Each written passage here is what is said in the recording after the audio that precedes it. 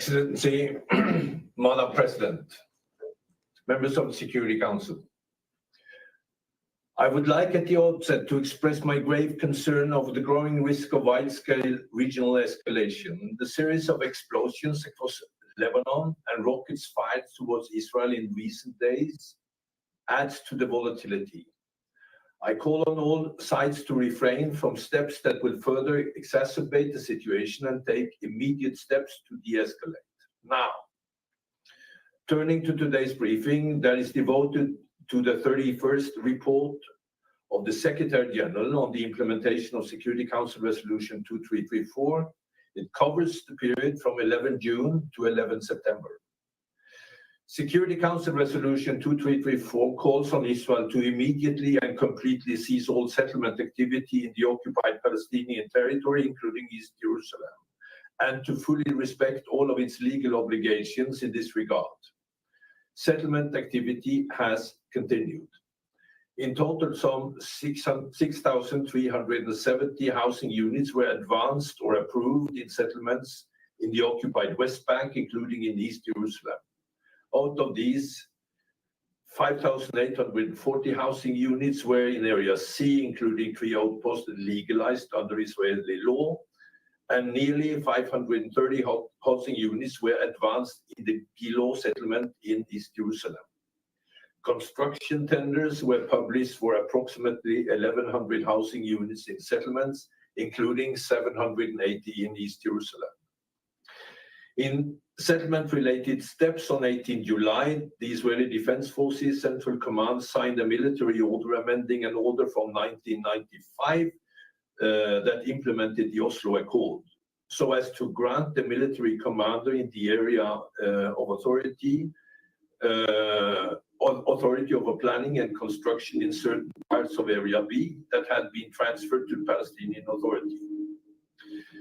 The civil administration on 25 June declared over 12,700 dunams of state land in Jordan Valley, adjacent to 8,000 dunams declared in March.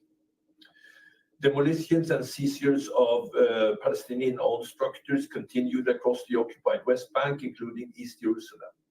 Citing the lack of Israeli-issued building permits, which are almost impossible for Palestinians to obtain, Israeli authorities demolished, seized, or forced people to demolish 373 structures, displacing more than 550 people, including 250 children.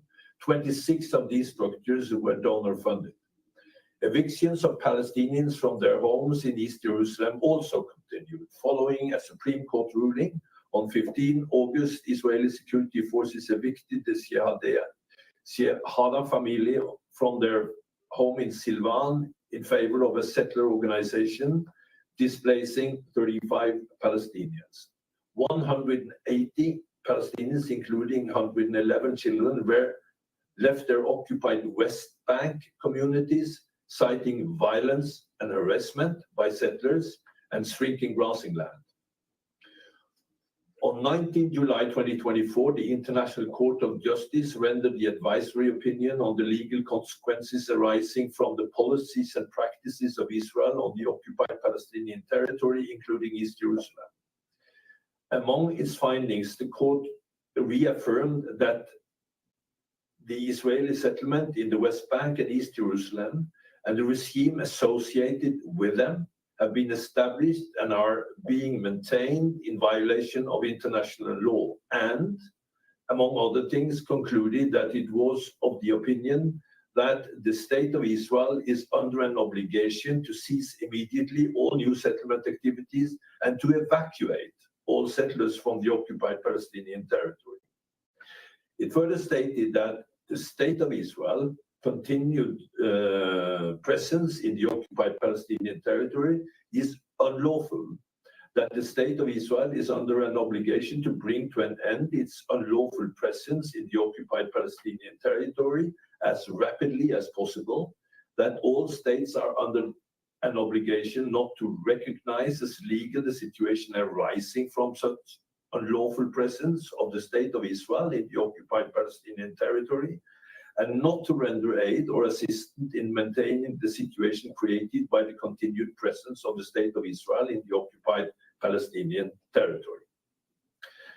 Security Council Resolution 2334 calls for immediate steps to prevent all acts of violence against civilians, including all acts of terror, as well as all acts of provocation and destruction. Unfortunately, the devastating conflict in Gaza has continued alongside daily violence in the occupied West Bank, with a high number of fatalities incidences, precluding me from detailing it all. In Gaza, according to Gaza Ministry of Health, from 11 June to 11 September, at least 3,920 Palestinians were killed and at least 10,200 were injured. This brings total reported numbers by the MOH in Gaza since 7 October to more than 41,000 Palestinians killed, a majority of whom are reportedly women and children. According to Israeli sources, 101 hostages are still being held captive of the 251 hostages abducted on 7 October. On 1st of September, the IDF discovered 6 hostages in Gaza killed by Palestinian armed groups, including 2 women, and in a separate operation recovered the bodies of 12 other killed hostages and rescued 1 hostage alive. Israeli sources also reported over 1,580 Israelis and foreign nationals killed by Hamas or by other Palestinian armed groups, including at least 338 women and 40 children, and 783 members of the security forces since 7 October in attacks, either in or originating from Gaza. Israel continued to conduct strikes from air, land, and sea, resulting in tens of thousands of Palestinian casualties, massive displacement of civilians, and widespread destructions, including civilian infrastructure. Hamas and other Palestinian armed groups continue to hold hostages in horrific conditions, with reports of severe maltreatment, launched attacks at Israel forces, and fired rockets and other projectiles indiscriminately towards Israel. Israel stated that Hamas and other Palestinian armed groups continue to place fighters and military equipment among and underneath dense concentrated areas with civilians. Israeli operations continue throughout Gaza, displacing hundreds of thousands of Palestinians. 89% of Gaza has been placed under evacuation orders at one point or another since 7 October. New evacuation orders have reduced the size of the Israeli designated humanitarian zones at Al-Mabasi to just 11% of the size of the Strip. Repeated attacks on 30 schools and airstrikes in densely populated areas continued, resulting in the death of internally displaced people sheltering in those locations. On 11 September, 3 IDF airstrikes on IDP tents in Al-Mawasi and Khan Yunis killed at least 19 people and injured at least 60 others. The next day, 2 IDF airstrikes hit Al-Jaouni school sheltering IDPs in Nusrat, killing at least 18 people, including children, women, and 6 UNRWA staff. UNRWA said it was the deadliest incident in the agency's history. The IDF stated that the target in each strike was a Hamas command and control center. On 13 July, according to Gaza Ministry of Health, at least 91 Palestinians were killed and over 300 injured in an IDF airstrike on Al-Mawasi, which, according to the Israeli government, killed the commander of Hamas Al-Qassam brigades, Mohammed Deif. On 10 August, an IDF airstrike on the Al-Tabin school in Gaza City, sheltering approximately 6,000 IDPs, killed at least 93 Palestinians and wounded dozens others, according to Gaza Ministry of Health. The IDF said that 31 militants were killed in this attack. On 27 August, despite being clearly marked, a World Food Programme team was struck by gunfire on its moving towards IDF checkpoints, sustaining 10 bullet shots. On 9 September, the IDF shot at the UN convoy supporting polio vaccination for children in northern Gaza, causing heavy damage to UN vehicles, and held the convoy at gunpoint for 8 hours, threatening to arrest 12 UN staff. In the reporting period, at least 27 UN personnel were killed in Gaza, bringing the total number of UN staff killed since 7 October to 224. Meanwhile, violence in the occupied West Bank, including East Jerusalem, continued at alarming levels. 160 Palestinians, including 4 women and 28 children, were killed during ISF airstrikes, search and arrest operations, armed exchanges, demonstrations, and other incidences. 1 Palestinian was killed by Israeli settlers. A total of 849 Palestinians were injured, including 147 by tear gas inhalation and 370 by live ammunition. A total of 86 Palestinians, including 9 children and 3 women, were killed by airstrikes. In August, Israeli airstrikes in the occupied West Bank killed at least 1 Palestinian every day on average. Since 7 October, 185 Palestinians, including 33 children, have been killed in airstrikes in the West Bank, as reported by ISF. That underlines that it's hitting military targets. According to Israeli sources, 14 Israelis, including 2 women and 9 security force personnel, were killed, and another 67 were injured by Palestinians in shooting, stabbing, and ramming attacks and other incidences. ISF carried out 1,673 search and arrest operations in the occupied West Bank, resulting in 1,295 Palestinians detained, including at least 57 children.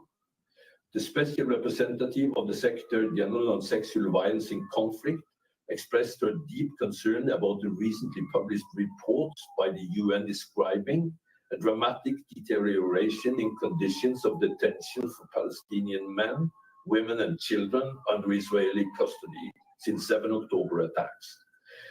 These reports of sexual violence and other inhumane and degrading treatment could amount to sexualized torture perpetrated against Palestinian men and women. In July, Israeli military police arrested several Israeli reserve soldiers suspected of the serious sexual abuse of a Palestinian detainee. In occupied West Bank, most Palestinians were killed in the context of ISF operations in Area A, including during the exchanges of fire with armed Palestinians. These situations are characterized by increased use of airstrikes, IEDs, and destruction of both private property and civilian infrastructure. From 5 to 6 August, the IDF conducted a majority operation in Jenin, killing at least 6 Palestinians and in 2 airstrikes and with live ammunition, and injured another 7 in armed clashes. From 28 August to 6 September, the IDF conducted its largest operation in the occupied West Bank since 2002, stating that it was targeting Hamas and PIJ members and infrastructure in Jenin, Tulkarem, and Tubas. The Palestinian Ministry of Health said that 36 Palestinians were killed and dozens wounded during the operation, including 8 children. The IDF bulldozed water, sewage, electricity, and communication lines, and approximately 70% of the road network in Jenin city, citing the IED threat to its soldier. 1 IDF soldier was shot and killed during this operation. High levels of settler-related violence continued. On 16 August, scores of armed settlers attacked the Palestinian village of Jit in Qalqilia, shooting and killing 1 Palestinian man, injuring another, and setting fire to Palestinian-owned houses, vehicles, and agricultural land. Israel launched an investigation into the incident. A number of senior Israeli officials condemned the attack. On 26 August, dozens of armed Israeli settlers attacked Wadi Rahal village in Bethlehem, during which a Palestinian man was killed. Violence against Israelis by Palestinians also continued at high level. On 11 August, an Israeli man was killed in a shooting attack in the Jordan Valley, for which Hamas claimed responsibility. On 18 August, a Palestinian killed a guard in the Israeli settlement of Kedumim.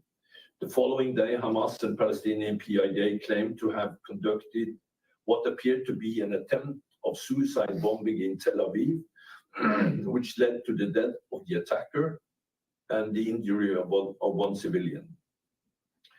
Madam President, the Security Council in its resolution called upon both parties to refrain from provocative actions, incitement, and inflammatory rhetoric. Unfortunately, such acts continued. A joint statement from Hamas and PIJ threatened a return to the use of suicide bombings, a call echoed in a speech by a senior Hamas official, while Hamas al-Qassam Brigade published a graphic leaflet showing an explosive belt and a bombed Israeli bus.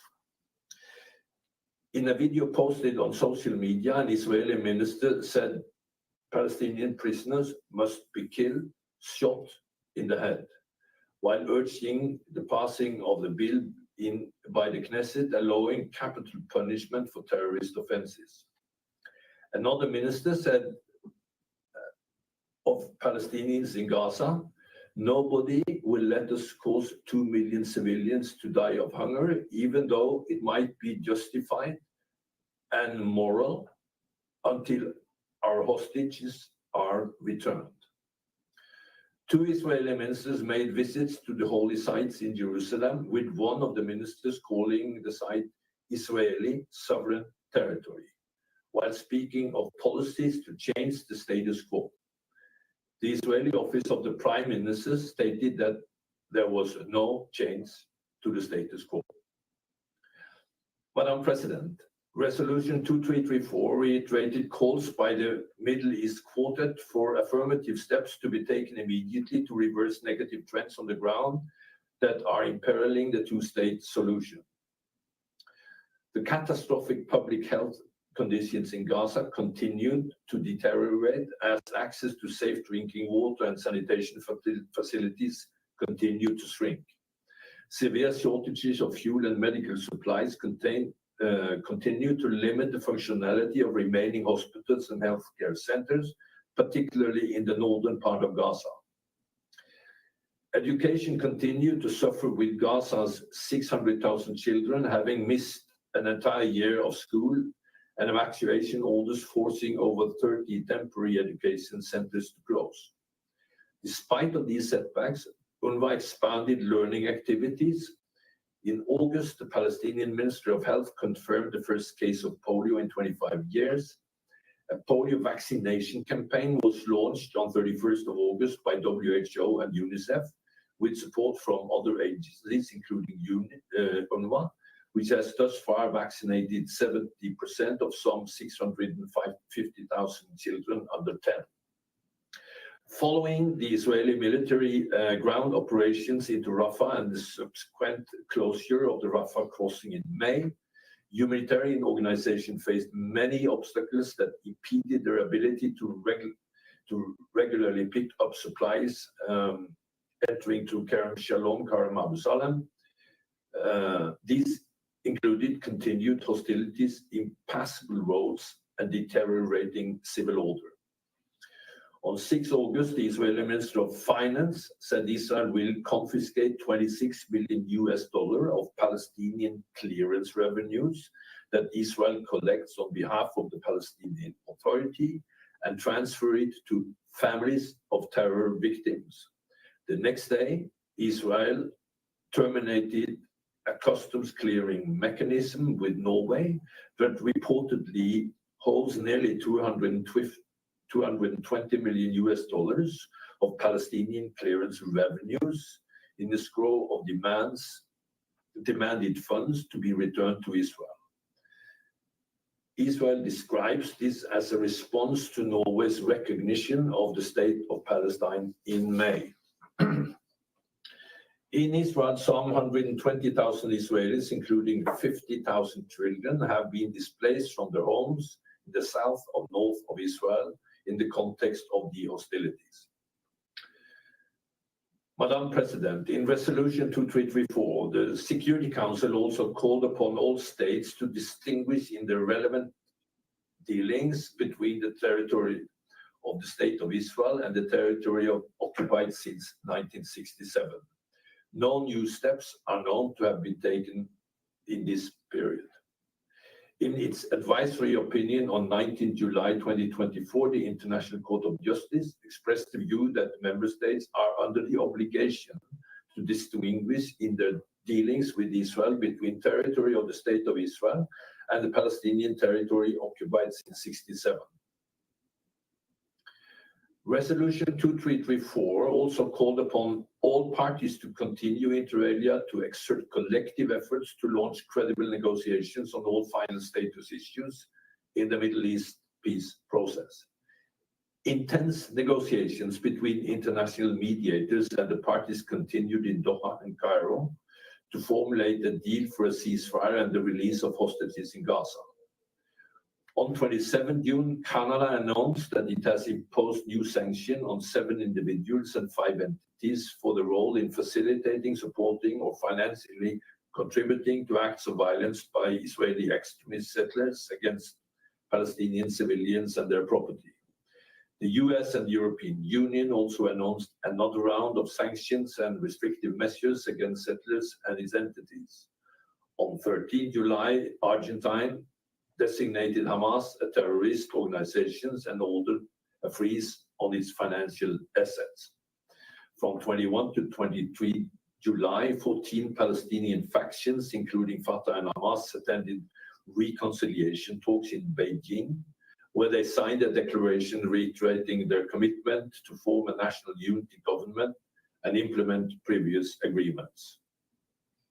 Madam President, in closing, allow me to share the Secretary General's observations on the implementation of Security Council Resolution 2334. I once again strongly condemn the horrific attacks by Hamas and other Palestinian armed groups on Israel on 7 October 2023, their continued holding of hostages in Gaza, and the recent deliberate killing of 6 hostages whose bodies showed signs of severe mistreatment. There is no justification for the deliberate killings, maiming, torture, and abductions of civilians and the use of sexual violence. Hostages must be released immediately and unconditionally, and for as long as they are held, they must be treated humanely and allowed to receive visits and assistance from the International Committee of the Red Cross. I condemn the continued indiscriminate attacks, including the firing of rockets towards Israeli population centers and the use of human shields, which are prohibited by international humanitarian law and must cease. I again unequivocally condemn the widespread killing and injury of civilians in Gaza, including women and children, and the deprivation of essentials to survive. Nothing can justify the collective punishment of the Palestinian people. I'm concerned over what may amount to a serious violation of international humanitarian law, including possible non-compliance with the principle of distinctions, proportionality, and precautions. I mourn the UN staff killed in Gaza and strongly condemn the killing of all health and humanitarian personnel. These incidents must stop immediately and be thoroughly and independently investigated. The level of suffering witnessed in Gaza is unprecedented in my mandate as Secretary General of the United Nations.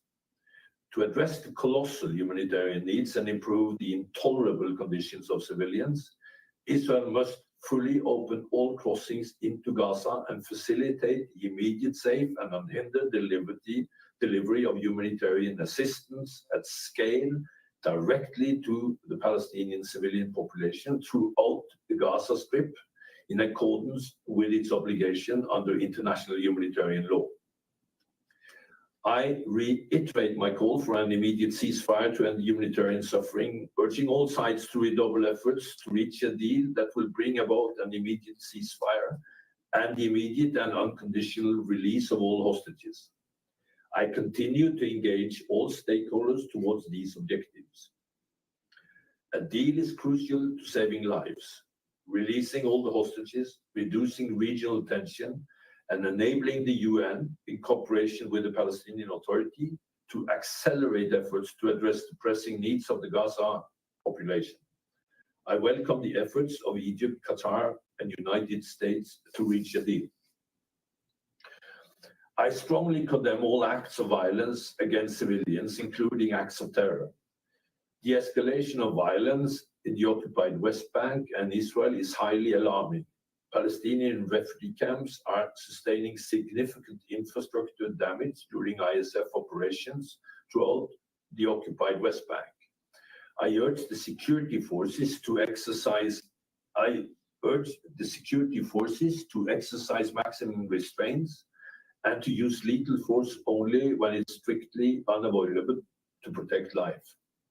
I call on the Israelis to abide by its obligations under international law.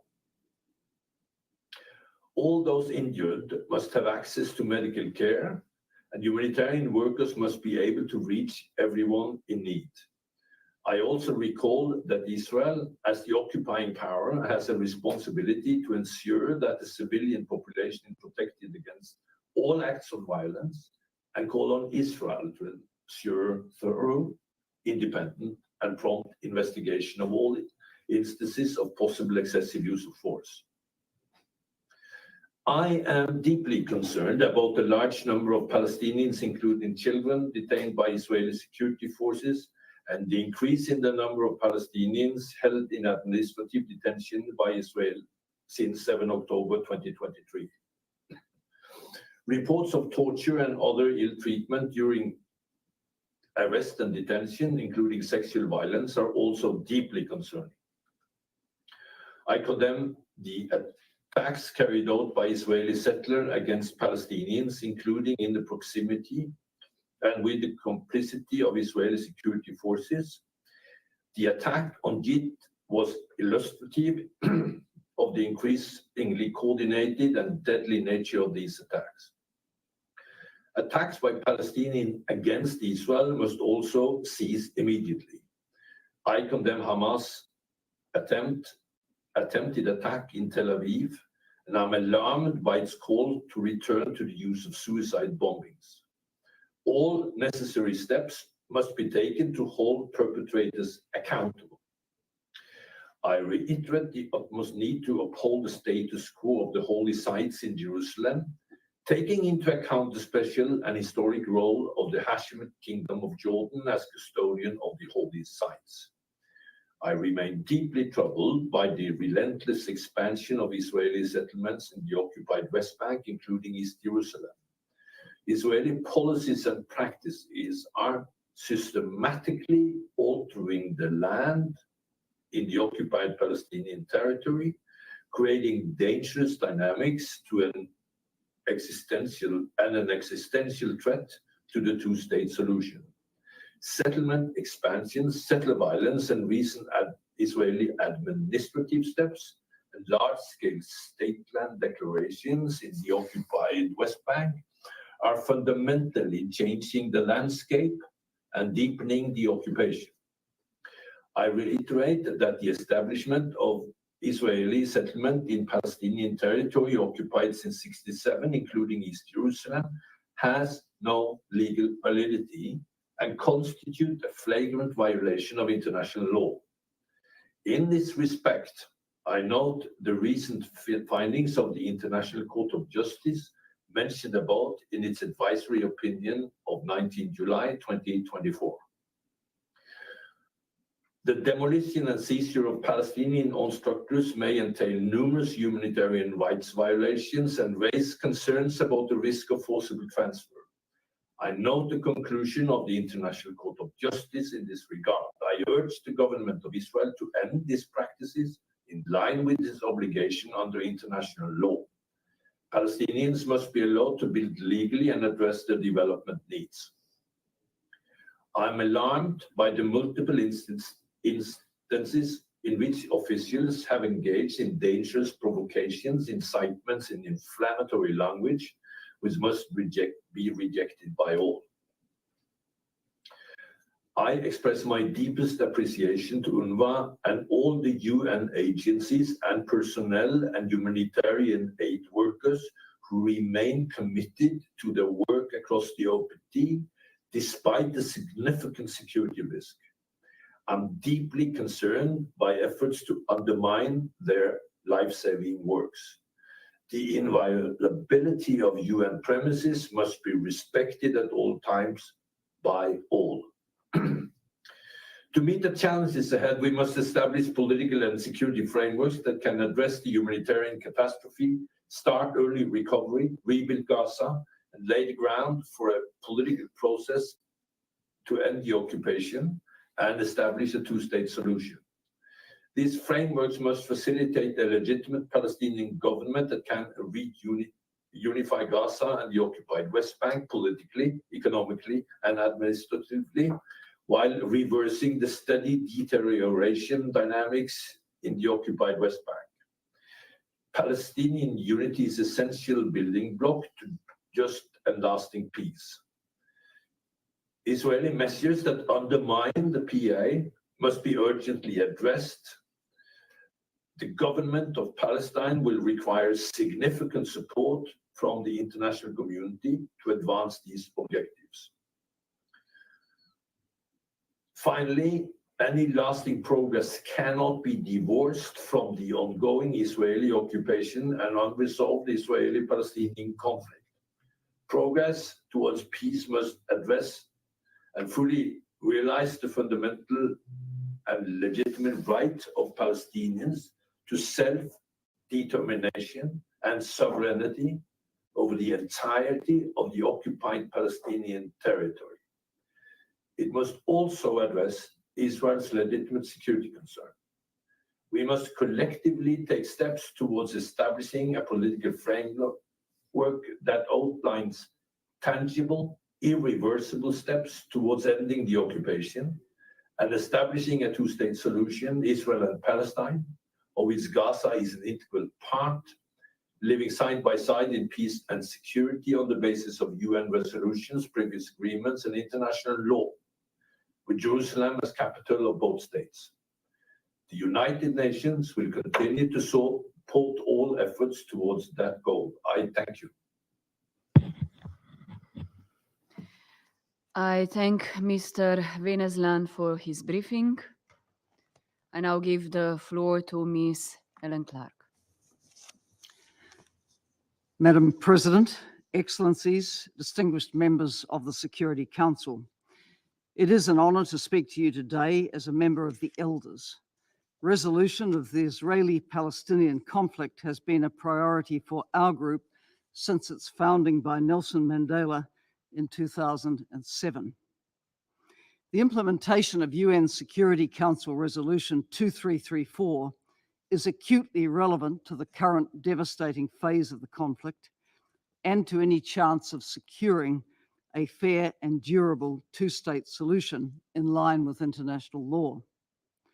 But its failure so far also poses an existential question. Can the Security Council enforce its own resolutions? This is surely crucial to its credibility.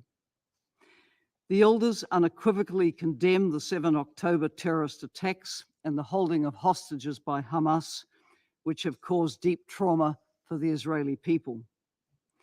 We also unequivocally condemn Israel's disproportionate military response, including its bombardment, siege, and blockade of Gaza.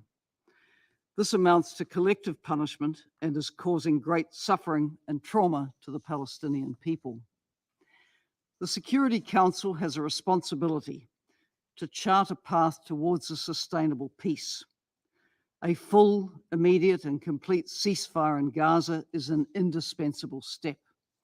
It is deeply disturbing that Security Council Resolution 2735 calling for this remains unimplemented. It is clear that unless and until the root causes of the conflict are addressed, violence will persist and escalate.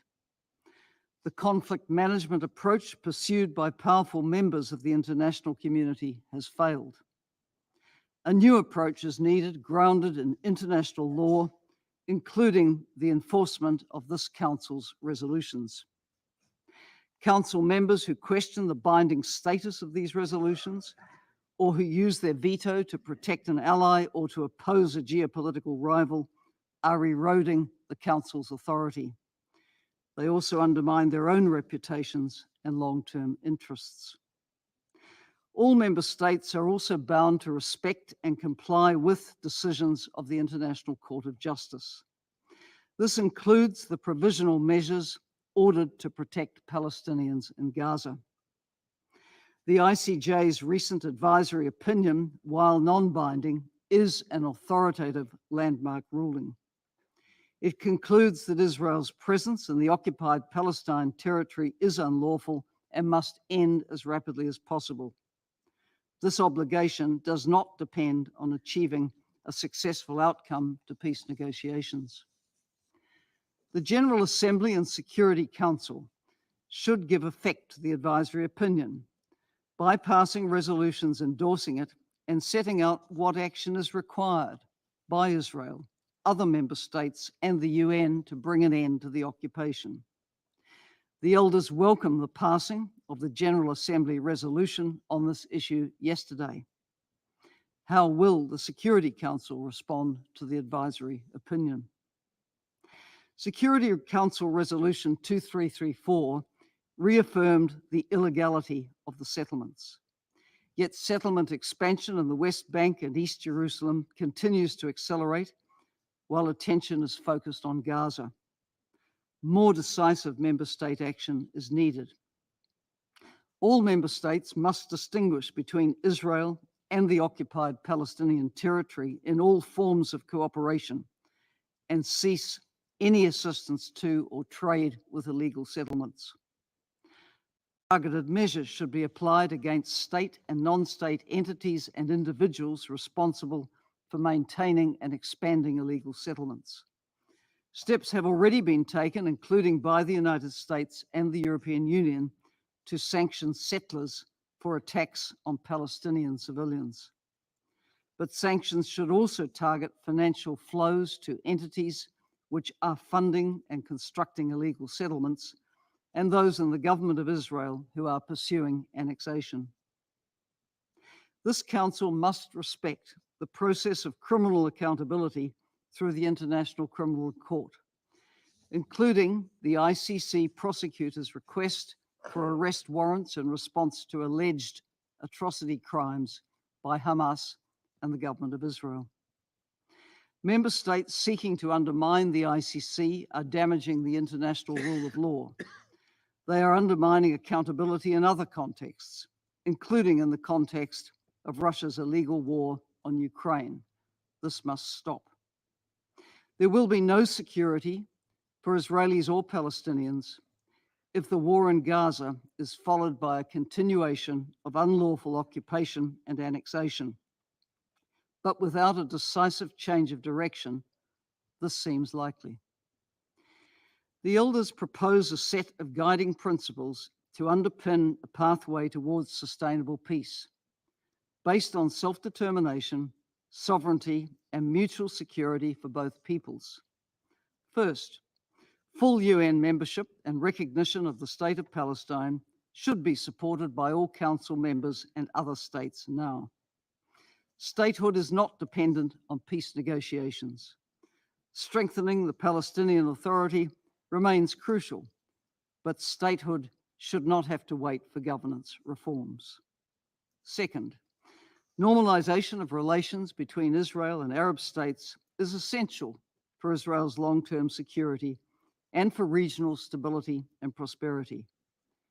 But full normalization must be conditional on Israel ending the occupation permanently and supporting the implementation of a two-state solution. Third, The security of Palestinians and Israelis must be given equal weighting. There can be no sovereign state of Palestine with continued Israeli security control over the Palestinian people. Israel's security concerns do not justify unlawful occupation or annexation. Fourth and final, the goal of a single unified government overseeing Gaza, the West Bank, and East Jerusalem should be supported by all Palestinian factions, including Hamas, and by the entire international community. Sustainable peace will require reconciliation under the umbrella of a revitalized Palestine Liberation Organization based on adherence to international law. Violence against civilians by Hamas and other Palestinian armed groups must end. All of this requires bold, principled leadership and the political will to break with the failed policies of the past. All forms of leverage should be applied, including the suspension of arms transfers in response to continued violations of international law. Only by implementing international legal obligations, ensuring accountability, and ending impunity can a path to end this conflict be created once and for all. I thank you for your attention. I thank Ms. Clark for her briefing. I shall now make a statement in my capacity as the Deputy Prime Minister, Minister for Foreign and European Affairs of Slovenia. Excellencies, in March I hosted in our capital representatives of two organizations, Women Wage Peace and Women of the Sun. Together they led the Mothers' School. They are Palestinian and Israeli mothers, determined to stop the cycle of violence and change the reality of the conflict between the two nations, for the benefit of their children and for generations to come. And I was very much inspired by what they described as resistance in hope.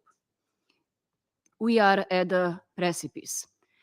Almost a year into the war, the devastation and immense suffering of civilians continues relentlessly. Hostages have not returned home. Civilians in Gaza continue to endure unprecedented levels of violation and destruction. The potential to engulf the region in a wider conflict remains at all-time highs.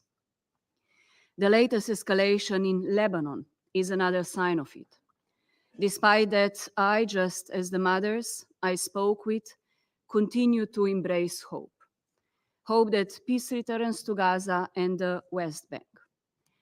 Colleagues, firstly, we need compliance with international law. Since day one of this conflict, we have called for the compliance with international law. Instead, serious violations of international, humanitarian, and human rights law persist, challenging the very notion of the international law framework which we collectively establish to safeguard all people and to protect the most vulnerable in particular. On top of that, resolutions of the Security Council and provisional orders of the International Court of Justice are being blatantly disregarded. Such violations weaken the credibility of our institutions and erode global trust. In the shadow of the appalling situation in Gaza, settlement policy and expansion has accelerated at unprecedented levels. Settler violence is on the rise and the situation in the West Bank is boiling. The status quo of the holy sites in Jerusalem is being repeatedly violated. Negative trends must be met with positive and concrete steps. I therefore warmly welcome the adoption of the General Assembly resolution following the ICJ advisory opinion, providing tangible steps towards a blueprint for peace. And it is now time for the Council to follow suit. Secondly, we need respect. More respect for the prevailing sentiment of the wider UN membership, which demands a ceasefire and a just and lasting peace. We need more respect for the UN system, including UNRWA, and more compliance with its charter. This is the best prospect for alleviating the unimaginable suffering. We need a more respectful and action-oriented dialogue in this chamber, one that prioritizes peace over partnership. We also need respect and dialogue between people in the region. This starts first and foremost with leadership for peace on both sides. Leadership cannot be based on incitement, hatred, provocation, or terrorism. It equally cannot endorse such actions, and it must be respectful of other opinions, especially of civil society. Thirdly, we need courage. Courage to uphold our communities to the two-state solution, which remains the only path to durable peace.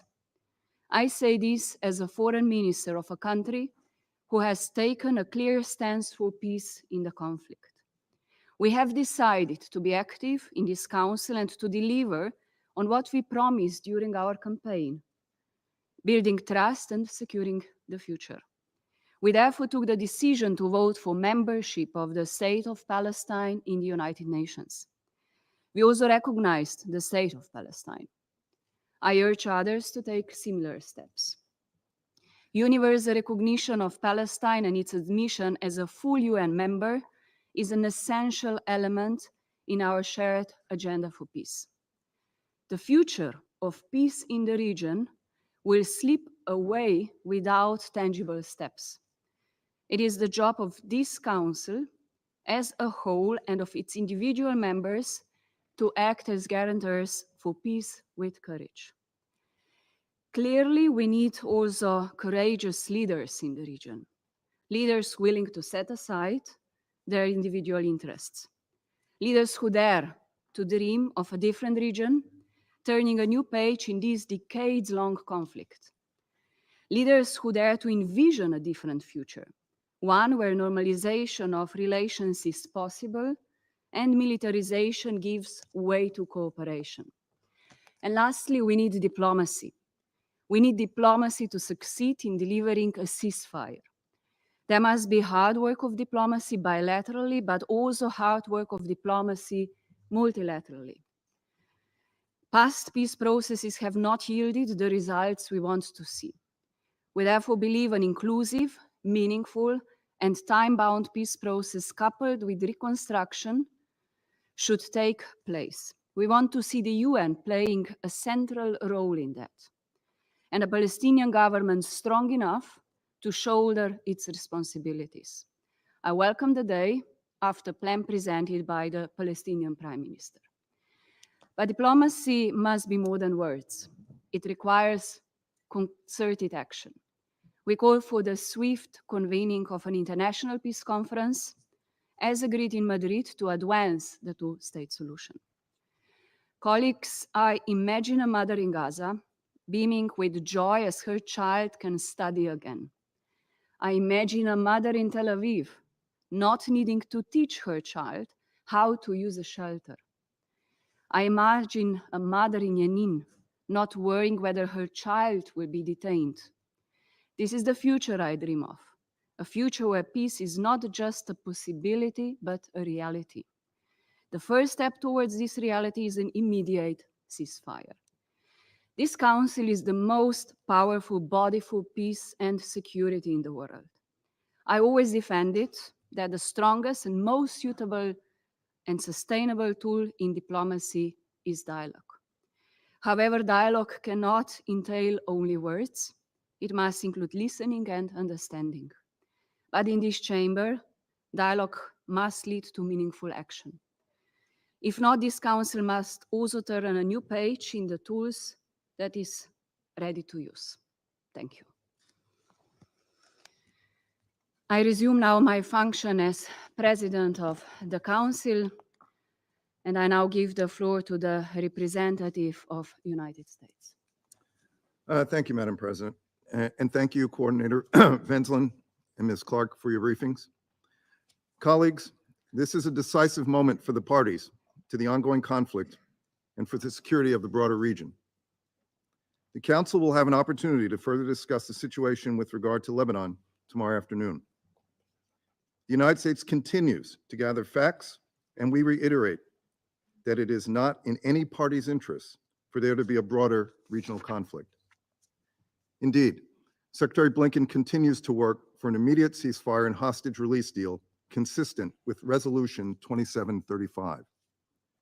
As he emphasized yesterday during his visit to Egypt, we all know the ceasefire deal is the best chance to tackle the humanitarian crisis in Gaza and to address regional stability. It is imperative all parties refrain from actions which could escalate broader regional tensions and undermine the ongoing negotiations. We have also called on all parties to the fighting in Gaza to avoid putting civilians at risk and to take important steps to ensure that the humanitarian personnel are able to do their jobs and help save lives. There is no clearer evidence of Hamas's total indifference to Palestinian civilians in Gaza than its continued hiding under civilian sites. For the sake of civilians on all sides of the conflict, this must stop. We must not grow numb to the human suffering in the region. Again, it is manifestly in the interest of Israelis, Palestinians, and every country in the region for the fighting in Gaza to stop and a broader conflict to be averted. As we have emphasized before, a ceasefire in Gaza could reduce tensions along the Blue Line, creating conditions for displaced Lebanese civilians to go home in the south and for Israeli civilians displaced by Hezbollah's persistent rocket attacks since October 7 to return to their homes. Colleagues, as we heard today, the situation in the West Bank also remains of grave concern. We condemn deadly violence against Palestinian civilians by extremist settlers in the West Bank. Moreover, we reiterate Israel would be well advised to avoid military operations and other measures that risk further inflaming tensions and destabilizing the already combustible situation. Israel's program of support for the expansion of settlements is inconsistent with international law and only serves to weaken Israel's security by inflaming tensions and undercutting efforts to achieve a two-state solution. Colleagues, the Security Council can and should play a constructive role consistent with the principles outlined by President Biden in May, and that this Council endorsed in Resolution 2735 to encourage Hamas to accept the deal on the table, to encourage a de-escalation of regional tensions, and to reaffirm to all parties that unilateral measures such as settlements and one-sided resolutions in New York will not bring about a two-state solution. Implementing Resolution 2735 will also require political will from leaders in the region. There is no alternative to a negotiated end to the fighting in Gaza, and there is no alternative path to achieve a two-state solution other than through direct negotiations between the parties. The United States will continue to do everything possible to put forward ideas and proposals to achieve a ceasefire and hostage release in Gaza that would help lay the foundation for a better future for Israelis and Palestinians alike. Colleagues, we see the paths before us. One path would save lives, bring relief to the people of Gaza, bring the hostages home, and de-escalate regional tensions. The other, darker path, which we should all endeavor to avoid going any further down, is marked by further impasses in ceasefire talks, civilian suffering in Gaza, and the risk of additional unilateral actions that could set off a broader conflict. Hamas wants the region to go down the second path, for the fighting and suffering in Gaza to continue, for there to be a broader regional conflict. It is therefore on the shoulders of anyone who wants to see this war end and cares about the plight of Palestinian civilians to press Hamas to engage constructively and close the deal on the table. That is the best way to ensure that the war ends and the region does not go down a darker path in the coming weeks. Thank you, Madam President. I thank the representative of United States, and then I'll give the floor to the representative of Guyana. Madam President, I thank Special Coordinator Wenslan for the Secretary General's oral report on the implementation of Resolution 2334. I also thank Her Excellency Ms. Helen Clark for her valuable insights. Madam President, the report by the Special Coordinator has once again confirmed Israel's obstinate stance on settlement expansion in the occupied West Bank, including East Jerusalem, in violation of Security Council Resolution 2334. Israel continues to dig in its heels on its colonial settler policy. This is despite the clear provisions of the resolution that the establishment by Israel of settlements in the Palestinian territory occupied since 1967, including East Jerusalem, has no legal validity and constitutes a flagrant violation on the international law and a major obstacle to the achievement of the two-state solution and a just, lasting, and comprehensive peace. The extent of Israel's ongoing settlement activities is reflected in the fact that demolition of homes and civilian infrastructure this year have reached the highest number in 2 decades, with greater fatalities owing to more brutal tactics used in the demolition exercise. The recent advisory opinion of the International Court of Justice also definitively established Israel's obligation to end its unlawful presence in the occupied Palestinian territory, to cease immediately all new settlement activities, and to evacuate all settlers from the occupied Palestinian territory.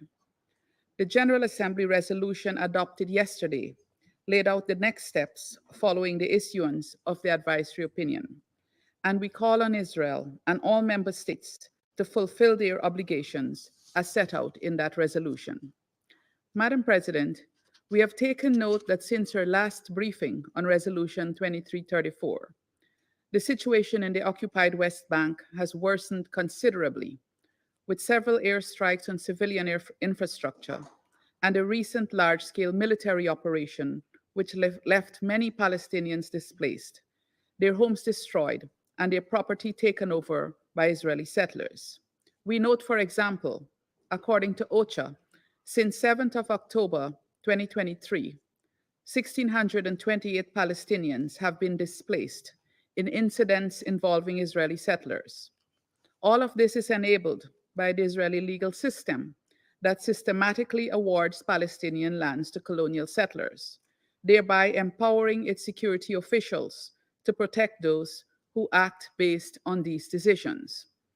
We have been talking about this issue for so long that the danger of becoming rote in our response to this illegality is very real.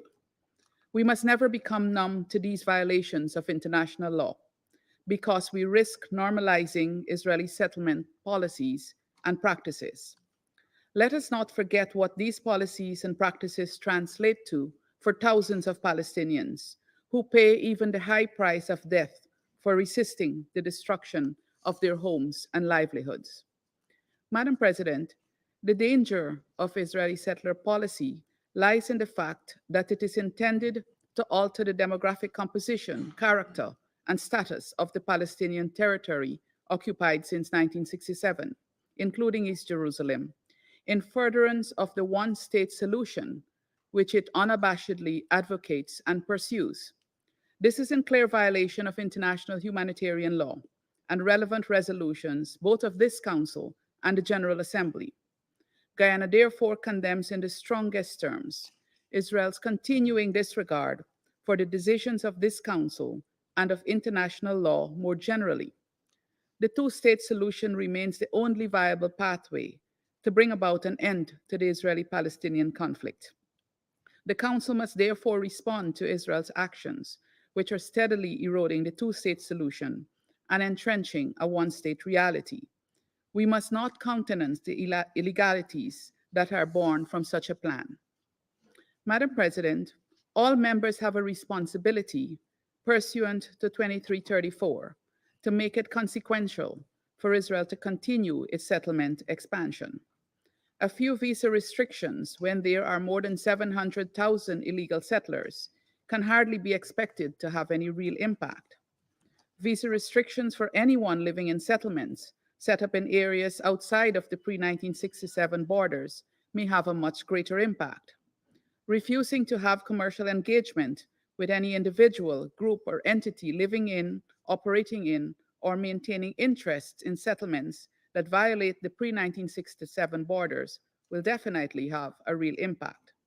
Collectively and individually, member states must consider such decisions to stem this tide of illegality and disregard for the resolutions and decisions on the question of Israel's illegal settlements in the Palestinian occupied territories. Let me conclude by once again emphasizing the urgency of redoubling efforts to achieve the two-state solution. This must be in tandem with the obligation created by the General Assembly for Israel to vacate all Palestinian territory which it now occupies. We also call again for an immediate ceasefire and the return of all hostages held in Gaza and Palestinians detained illegally in Israel. Madam President, the unresolved conflict between Israel and Palestine continues to hinder peace and security in the Middle East region, and we appeal to all member states to act urgently and genuinely to bring this conflict to a permanent, peaceful, and just end. Guyana is prepared to do its part. I thank you. I thank the representative of Guyana for the statement, and I now give the floor to the representative of Republic of Korea. Thank you, Madam President. I would like to also thank Special Coordinator Tor Wesland and Ms. Helen Clark for their briefing. Madam President, we are sadly moving toward the first anniversary of the brutal terrorist attacks by Hamas on October 7th and the subsequent military operations by Israel, resulting in the unfathomable humanitarian suffering in Gaza. The Republic of Korea reiterates its call once again on both parties to faithfully engage in the negotiations for the deal detailed in the Resolution 2735. An immediate ceasefire and release of hostages, combined with a surge in humanitarian aid throughout Gaza, will and should lay the first ground to pave a path for peaceful coexistence between Israel and Palestine. As repeatedly stressed by my delegation, it is a legal obligation of the parties, including Israel, to protect the civilian and humanitarian workers at all times. In this connection, we are deeply concerned that Israel has now targeted our Yaouné school in Nusayra camp 5 times since last October. The targeted facility was sheltering 12,000 displaced people. We believe that Israel can do more to satisfy its obligations under international humanitarian law. At the same time, Hamas must stop endangering civilians by using civilian infrastructures for military purposes. For almost a year, the focus in this council has been the dire situation in Gaza. However, it is clear that we should not forget the ongoing instability and exacerbating violence in another part of the Palestine, the West Bank. We are witnessing with grave apprehension escalating violence by multiple actors in the West Bank, including the Israel Security Forces, Palestinian militant groups, and extreme settlers. In addition, we are appalled that more than 600 Palestinians, including 158 children, as well as 18 Israelis have been killed in the West Bank since October 7th. We call for immediate steps to prevent all acts of violence against civilians in accordance with Resolution 2334. We are particularly concerned about the killing of UNRWA staff members last Friday, which marked the first UNRWA employee to be killed in the West Bank in more than a decade. We are also deeply troubled by the killing of an American Turkish activist in the West Bank earlier this month. We call for a thorough investigation as well as accountability for any wrongdoings. At the same time, we remain deeply dismayed by ongoing land seizures, home demolitions, and illegal outpost construction to the West Bank, being carried out with impunity by both extreme settlers and Israel security forces. We are also shocked by ongoing vandalism by settlers, often alongside the military against Palestinian families and their properties. It is urgent for Israel to fundamentally change its policy against Palestinians. Resolution 2334 was adopted long before the current conflict in Gaza started. Yet this 8-year-old resolution details all the agreed upon guiding principles that we should keep in mind as we strive to resolve the Palestinian questions. As provided in the resolution, the establishment of Israeli settlements constitutes a flagrant violation under international law. We urge Israel to stop any measures that amount to annexation of the occupied Palestinian territory, including expansion of settlements in the West Bank. Madam President, I would like to conclude my statement by reiterating one important element in Resolution 2334 that we should not forget: a comprehensive, just, and lasting peace in the Middle East through negotiations between parties based on the principle of land for peace.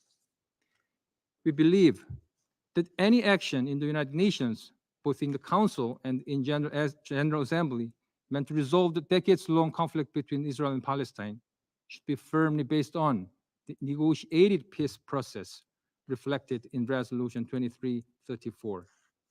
We believe a negotiated solution is still possible once a ceasefire is in place.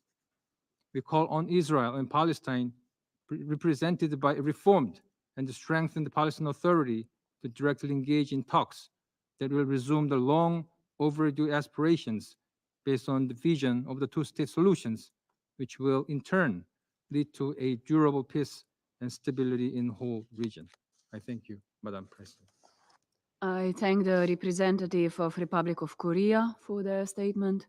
I now give the floor to the representative of France. Madame la Présidente, je remercie Monsieur Wennesland et Madame Clark pour leurs exposés. Le Conseil de sécurité doit réagir face à l'accélération de la colonisation en Cisjordanie et à Jérusalem-Est. La position de la France est constante. La colonisation est contraire au droit international et nous la condamnons.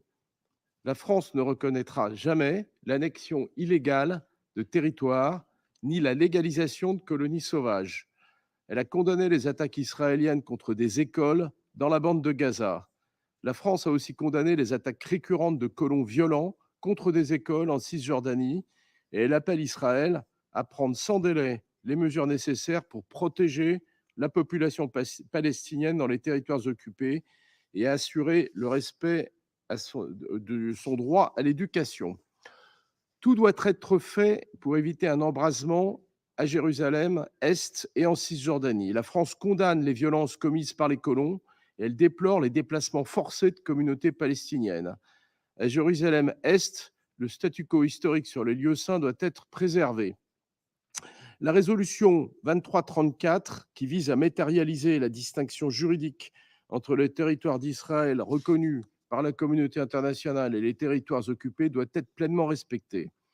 Madame la Présidente, la France exige un cessez-le-feu immédiat et permanent et la libération sans délai de tous les otages. Elle condamne une fois de plus les attaques terroristes perpétrées par le Hamas et d'autres groupes terroristes le 7 octobre 2023. La situation humanitaire est devenue intenable à Gaza. Il est impératif de garantir un accès humanitaire complet afin que les populations puissent être secourues. Il est plus urgent que jamais de poser les bases d'un règlement politique pour mettre en œuvre la solution des deux États qui seule peut assurer aux Israéliens et aux Palestiniens la paix et la sécurité. La France réaffirme son attachement indéfectible à la sécurité d'Israël et à l'édification d'un État viable, souverain et contigu pour les Palestiniens. Elle appelle de ses vœux la mise en place d'une autorité palestinienne réformée, capable d'exercer ses responsabilités sur l'ensemble des territoires palestiniens, y compris dans la bande de Gaza. Les mesures visant à l'affaiblir doivent cesser. La France appelle Israël à ne plus faire obstacle au transfert des revenus. Elle reste engagée pour prévenir tout risque d'escalade sur la ligne bleue et promouvoir une solution diplomatique. Nous exhortons l'ensemble des acteurs dans la région à adopter une attitude responsable. Je vous remercie. I thank the representative of France for their statement, and I now give the floor to the representative of Sierra Leone. Thank you, Madam President.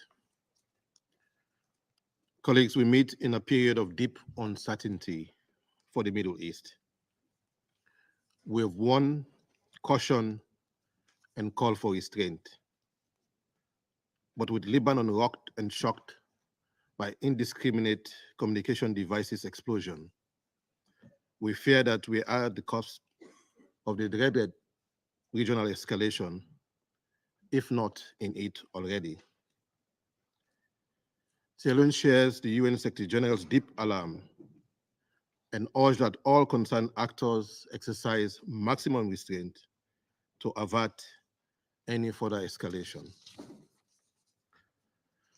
Colleagues, we also meet at a time of great hope and the effective response by the General Assembly to the advisory opinion of the International Court of Justice of 19th July 2024 on the legal consequences arising for the policies and practices of Israel in the occupied Palestinian territory, including East Jerusalem, and with the overwhelming vote to adopt the resolution that demands that Israel, and I quote, brings to an end without delay its unlawful presence in the occupied Palestinian territory. The action of the General Assembly and the International Court of Justice advisory opinion do have bearing on our meeting today. And I therefore thank our briefers, Special Coordinator Mr. Tom Wennesland, and Ms. Helen Clark, Member of Elders and former Prime Minister of New Zealand, for their comprehensive and instructive briefings. Resolution 2334 underpins the relevance of international law and the Charter of the United Nations as it examines some of the fundamental causes of the decades-long Israel-Palestine conflict. The prolonged nature of the conflict partly stems from the problems of settlement, annexations, and blockades, and their destabilizing effect on the Palestinian people and their institutions. The painful realities resulting from the illegal settlement policies of Israel are evident in the lives of the Palestinians, whose basic freedoms and associated human rights are suppressed daily. In the Gaza Strip, the escalation of violence since the 7th October 2023 attack by Hamas on Israel civilians and the Israeli military response since then has had a huge humanitarian impact on the civilian population. Millions of Palestinian civilians live through a perpetual nightmare of fear, suffering, and trauma for Israeli bombs and guns, while civilians still grapple to access the basic services. A recent update from the World Food Programme highlighted that as winter approaches, the worsening security situation and damaged roads in Gaza will complicate the delivery of vital food, water, medicine, and hygiene supplies to areas where they are critical for the survival of communities. As reported by OCHA, hygiene items such as soap, shampoo, detergent, and sanitary pads for females are in short supply, and families struggle to maintain basic hygiene in overcrowded shelters, which has resulted in high-risk health conditions. The pattern of repeated evacuation orders and closures of crossing points for aid delivery continues to hamper humanitarian efforts and discourage humanitarian personnel, who also have to deal with the very real fear of being attacked and killed by IDF weapons. Further, we remain deeply concerned about the situation in the West Bank, including East Jerusalem, where about 674 Palestinians, including 150 children, as confirmed by UNICEF, have been killed between the 7th October 2023 and 9th September 2024. The failure on the part of the conflict parties to take necessary precautions to spare and protect civilians is a grave violation of international humanitarian law. Sierra Leone condemns the resumption of violence in the North and West Bank in two Karem, North Shams, and El Farah camps. As reported, this operation affected residential and commercial buildings, which resulted in interruption of basic services in the area. Such reports of increased self-violence, annexation, demolition, and displacement are all contrary to the provision of Resolutions 2334, which stresses the cessation of all settlement activities and calls for immediate steps to prevent all acts of violence against civilians, as well as acts of provocations and destruction. The International Court of Justice, in its 19th July 2024 advisory opinion, importantly noted that since 1967, Israel's settlement policy has continued in the West Bank and East Jerusalem. And before the removal of Israel's settlement from the Gaza Strip in 2005, Israel's settlement policy carried out in the Gaza Strip were not substantially different from the policy that continues in the West Bank and East Jerusalem today.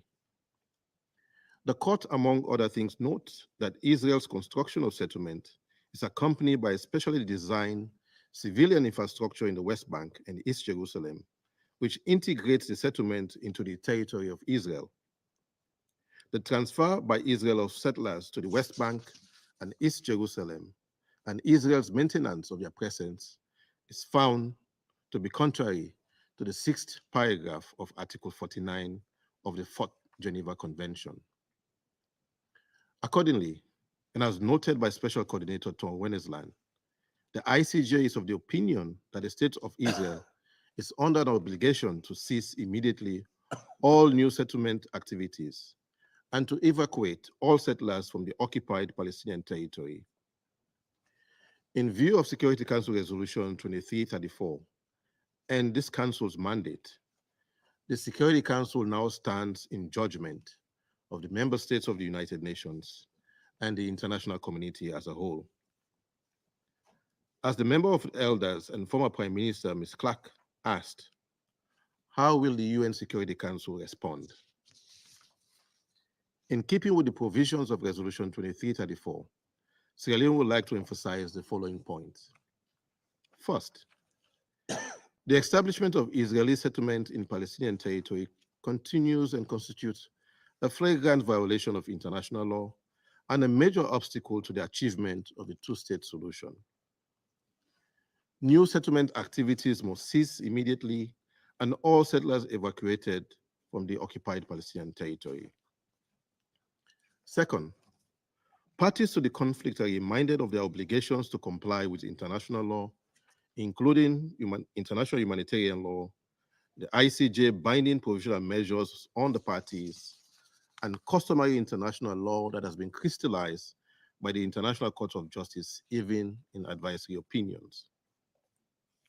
Third, we support international efforts towards resumption of peace negotiations to end the hostilities in the Gaza Strip, as endorsed in Security Council Resolution 2735, and that will set in place and in motion a political settlement.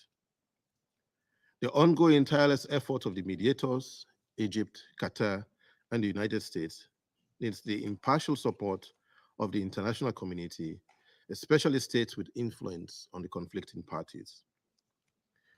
Let me close, Madam President, by reiterating Sierra Leone's support for ongoing initiatives geared towards a reformed governance structure of the Palestinian Authority that would guarantee its access to resources and further strengthen its autonomy and influence. The two-state solution needs a strengthened Palestinian Authority, and I thank you. I thank the representative of Sierra Leone for their statement, and I now give the floor to the representative of Mozambique. Thank you, Madam President. I wish to thank Mr. Tor Wennesland and Ms. Helen Clark, member of the Elders, for their briefing on the current settlement situation in Palestine occupied territories. Madam President, the Israel settlement in the occupied Palestinian territories remains a matter of grave concern. exacerbated by the complex political, social, and humanitarian implications for both Israelis and Palestinians. The heightened tensions in the Gaza Strip and the potential for regional conflict escalation further complicate the already tense situation. Recent reports indicate the presence of 600,000 to 750,000 Israeli settlers in at least 250 settlements across the West Bank and East Jerusalem, involving the transfer of Israel's civilian population into occupied territories. Mindful of the gravity of the situation, the International Court of Justice recently issued an advisory opinion declaring that Israel's settlement activities in the occupied Palestinian territories, including the West Bank and East Jerusalem, violate international law. The court also emphasized that these settlements and the associated policies amount to de facto annexations and systematic discrimination against Palestinians. This ruling has significant implications as it calls for Israel to cease all new settlement activities and evacuate settlers from these territories. Furthermore, we acknowledge the United Nations General Assembly resolution adopted yesterday, September 18, 2024, demanding that Israel ends its unlawful presence in the occupied Palestinian territory. This resolution calls for Israel to comply with the international law, cease all new settlement activity, evacuate settlers, and dismantle parts of the separation wall within West Bank. The Security Council Resolution 2334, the ICJ's orders, and the recent UN General Assembly resolutions collectively provide a robust foundation for our concerted action. These instruments reflect the international community's steadfast commitment to addressing this situation and pursuing a just, lasting, and sustainable peace in the region. They also demonstrated the human awareness by the international community for justice and the noble cause for Palestine. Madam President, we emphasize the crucial role of the international community, including this Security Council, in facilitating dialogue and negotiation between the parties involved and addressing the root causes of the conflict, such as the issue of land ownership and the status of Jerusalem. Madam President, Mozambique, drawing from its own historical experiences with conflict, strongly opposes the forced displacement of the Palestinian population, particularly women and children. We strongly urge for the full implementation in good faith of all relevant instruments related to settlements in the occupied Palestinian territories to reverse the ongoing situation and suffering. Mozambique reaffirms its unwavering support for the Palestinian people's inalienable right to self-determination. Mozambique also recognizes the right to existence of the state of Israel. This dual recognition serves as a foundation for peaceful coexistence, envisioning both nations as independent and sovereign states in accordance with Security Council Resolution 242 of 1967 and other UN relevant resolutions. In conclusion, Madam President, we call upon all parties to engage in constructive dialogue, adhere to international law, and work towards a peaceful resolution that ensures the rights and security of both Israelis and Palestinians. I thank you. I thank the representative of Mozambique for the statement. I now give the floor to the representative of Japan. Thank you, Madam President. I thank Special Coordinator Wensran and Ms. Clark for their respective updates and briefings. The current catastrophe in Gaza began with the horrifying acts of terror by Hamas and other militant groups. We reiterate our strong condemnation of the 7th October attack, as well as the taking and killing of hostages. Hostages are enduring an unimaginable horror, which is totally unacceptable. At the same time, the conflict rages on with no end in sight, and the suffering of the Palestinians only grows. Japan is appalled at the unconscionable toll of deaths and injuries, including many civilians and even UN staff and aid workers. The devastation of the Palestinian people is beyond our comprehension. They are trying to survive in overcrowded makeshift shelters and tents, while suffering a severe shortage of essential supplies and restricted access to basic services. No human should have to experience what they have experienced for nearly a year now. Beyond Gaza, the conflict continues to spread. In the West Bank, we are concerned by the casualties and level of destruction following Israel's recent military operations. Japan condemns continued settlement expansion and violence and seizures of land by Israeli settlers. This must cease. 24 hours ago, the General Assembly adopted the resolution regarding the ICJ advisory opinion. We underscore once again that the settlements are in violation of international law, as was pointed out in the ICJ advisory opinion.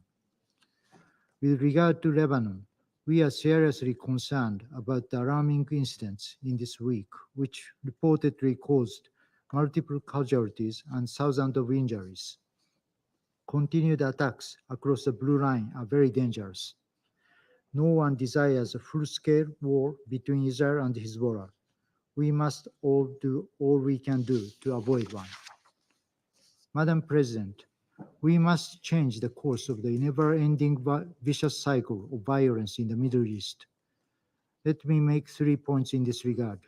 First, we need an immediate ceasefire in Gaza and the release of the hostages based on the outlines of the Security Council Resolution 2735. Japan continues to support the tireless mediation efforts of the US, Egypt, and Qatar to bring this about.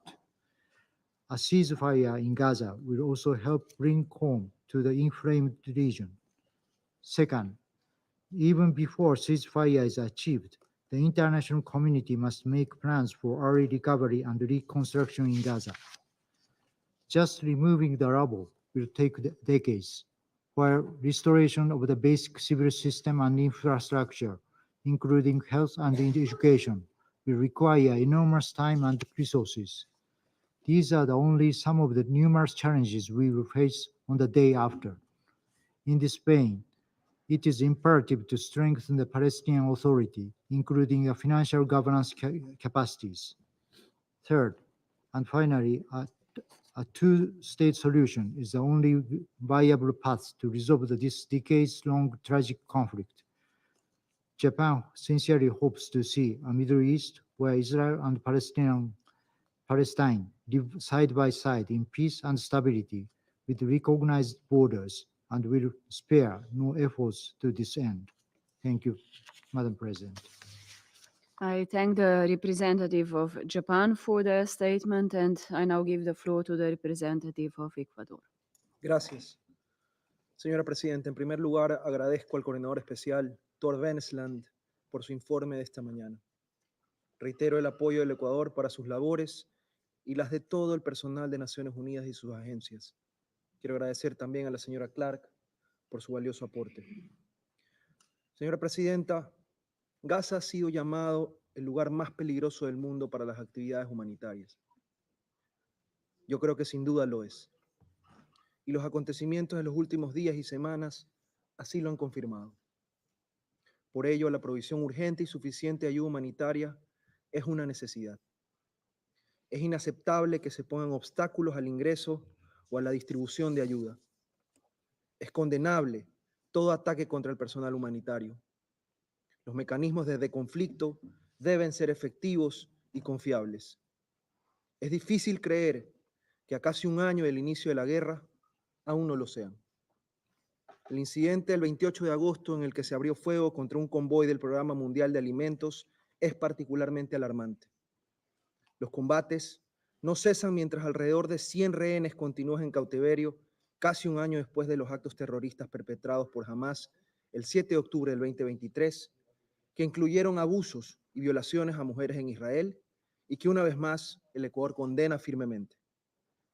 Señora Presidenta, esta situación es desalentadora, sobre todo tomando en cuenta que hace ya 3 meses este Consejo adoptó una resolución de apoyo a una propuesta de alto al fuego que, de haber sido implementada, habría cesado las hostilidades, habría permitido la liberación de los rehenes, habría facilitado que la ayuda humanitaria llegue de forma segura, suficiente y oportuna a todos los que la necesitan.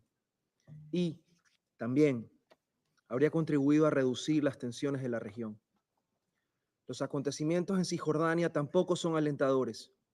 Mi país, en línea con la declaración de presidencia de este Consejo de febrero del 2023, se opone enérgicamente a todas las medidas unilaterales que obstaculizan la paz y ponen en riesgo la solución biestatal, como la construcción y expansión de los asentamientos, la confiscación de tierras, la legalización de los asentamientos de avanzadas, la demolición de viviendas y el desplazamiento de civiles. La muerte de Aysenur e Iji, cuyas circunstancias y responsabilidades deben ser exhaustivamente investigadas, y los repetidos ataques por parte de colonos son ejemplos del riesgo permanente que enfrentan los civiles palestinos en Cisjordania. Señora Presidenta, colegas, es necesario detener ahora mismo el círculo vicioso de la destrucción, la muerte y la venganza. Para lograrlo, es tiempo de que los líderes actúen con valentía y humanidad.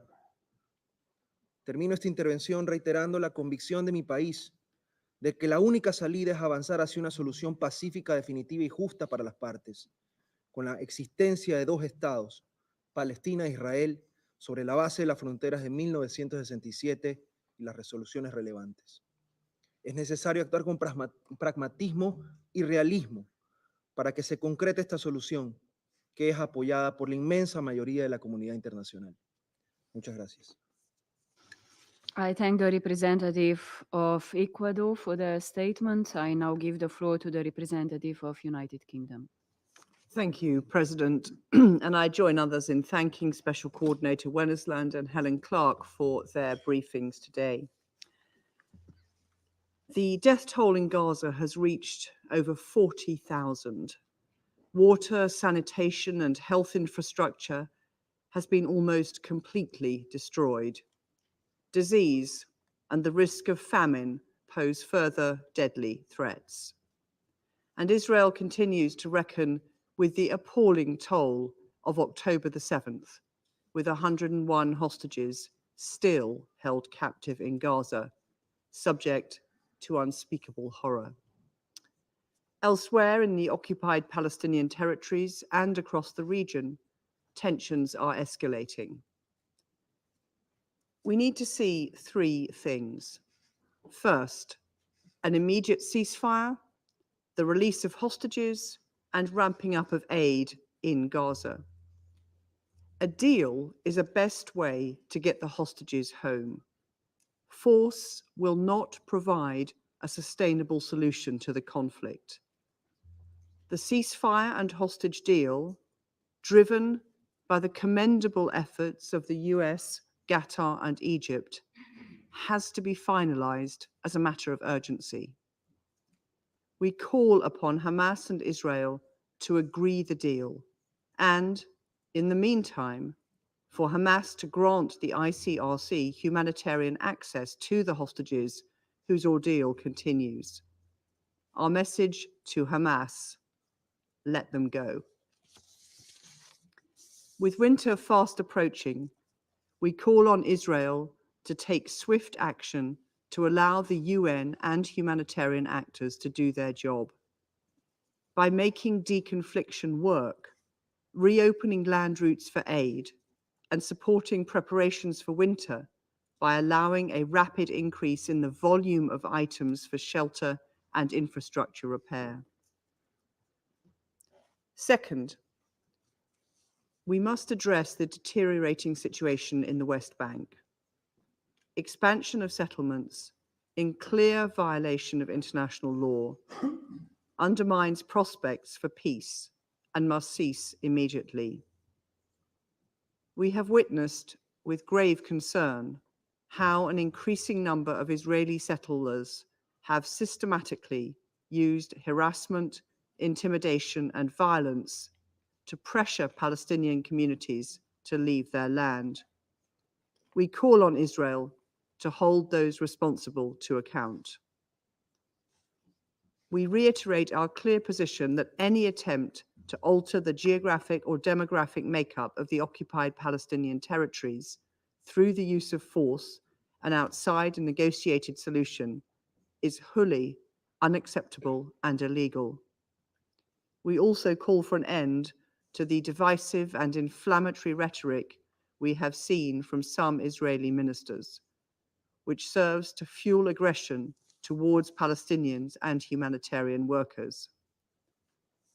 Finally, we need to galvanize a political process towards a two-state solution. As the ICJ has advised, Israel should bring an end to its presence in the occupied territories as rapidly as possible. The UK is clear this must be done through a negotiated solution with reunification of Gaza and the West Bank, including East Jerusalem, in line with 1967 borders and under the effective control of the Palestinian Authority. Peace must be premised upon a safe and secure Israel alongside a safe and secure Palestinian state. I thank you. I thank the representative of United Kingdom for their statement. I now give the floor to the representative of Switzerland. Madame la Présidente, je vous remercie, Excellence, pour votre présence aujourd'hui et pour l'organisation de ce débat trimestriel.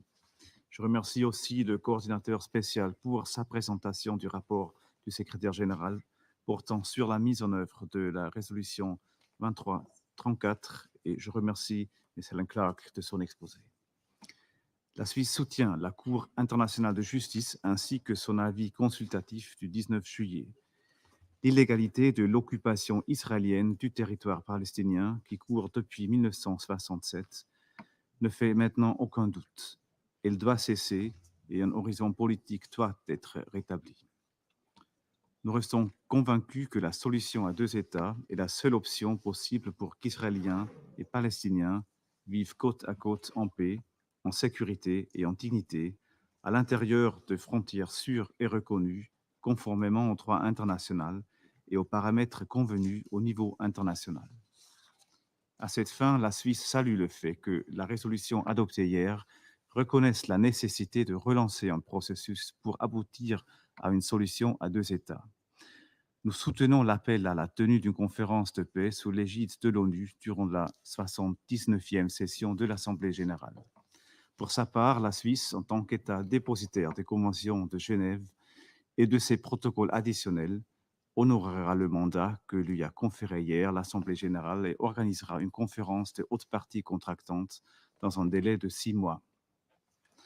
Conformément à l'article 1 commun aux conventions de Genève, il est en effet impératif de respecter et de faire respecter le droit international humanitaire, y compris dans l'ensemble du territoire palestinien occupé.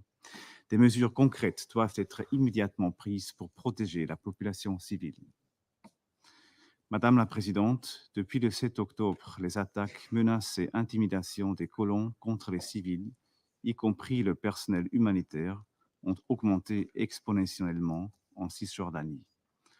Un exemple parmi tant d'autres est l'attaque menée lundi par des colons contre une école primaire près de Jéricho, au cours de laquelle au moins Au moins 7 élèves et enseignants ont été blessés, selon le rapport. La Suisse condamne de telles attaques qui, avec la construction des colonies, contribuent à la création d'un environnement coercitif et conduisent au déplacement forcé de communautés palestiniennes. À cela s'ajoute une intensification des opérations militaires israéliennes. L'usage de la force lors de ces opérations doit répondre aux critères de nécessité et de proportionnalité et respecter le droit de tout individu à la vie et à la sécurité. Aussi, la Suisse condamne les annonces des dirigeants israéliens visant à l'expansion des colonies illégales en vertu du droit international humanitaire. L'établissement d'une nouvelle colonie en législant un avant-poste dans le Wadi al-Mahrour, près de Bethléem, dans une zone listée par l'UNESCO au patrimoine de l'humanité, est le dernier exemple d'une série de décisions similaires qui sabotent la solution à deux États. À Gaza, les hostilités continuent de faire de nombreuses victimes civiles sur fond de crise humanitaire catastrophique. Le succès de la première vague de vaccination contre la polio montre que des opérations humanitaires d'envergure peuvent être menées à Gaza, moyennant une sincère volonté politique. Les parties doivent respecter le droit international humanitaire et faciliter un accès humanitaire sûr, rapide et sans entrave aux civils dans le besoin, y compris les otages, dont nous appelons à la libération immédiate et inconditionnelle. Un cessez-le-feu est nécessaire de toute urgence. Ce Conseil l'a clairement exigé à travers ses résolutions 2728 et 2735 qui doivent être mises en œuvre. Nous soutenons les efforts de médiation des États-Unis, de Qatar et de l'Égypte à cet effet. Ceci est essentiel pour prévenir une escalade encore plus grave dans la région. La Suisse est très préoccupée par les explosions survenues au Liban le 17 et le 18 septembre et les rapports de nombreuses victimes civiles.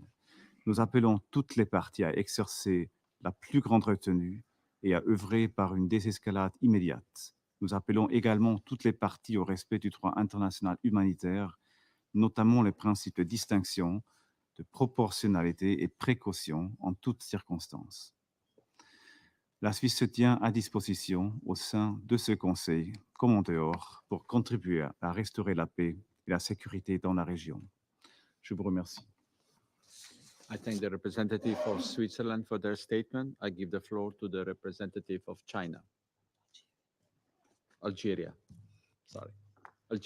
Amar, please. Thank you, Mr. President.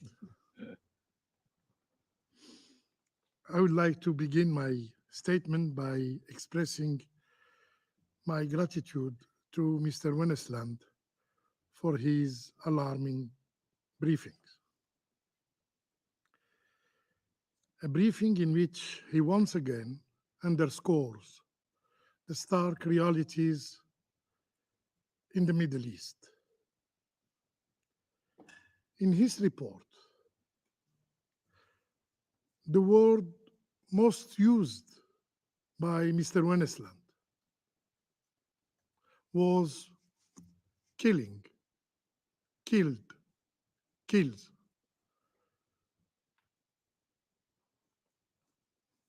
I wish also to extend my thanks to Mrs. Ellen Clark for her remarks and especially for her recommendation. Today, we are called upon to take a serious and clear stand against the deteriorating situation in the region. The primary task of this very council is the maintenance of international peace and security. This cannot be achieved through fleeting words eloquently delivered before the cameras. The gravity of the situation in the Middle East requires more than rhetoric. It demands decisive and swift action. Everyone under this roof must recognize that the region is on the edge of an abyss or a precipice, as you have stated, Mr. President. if it falls entered its darkness, the consequences will be far-reaching, and no one, yes, no one will be immune.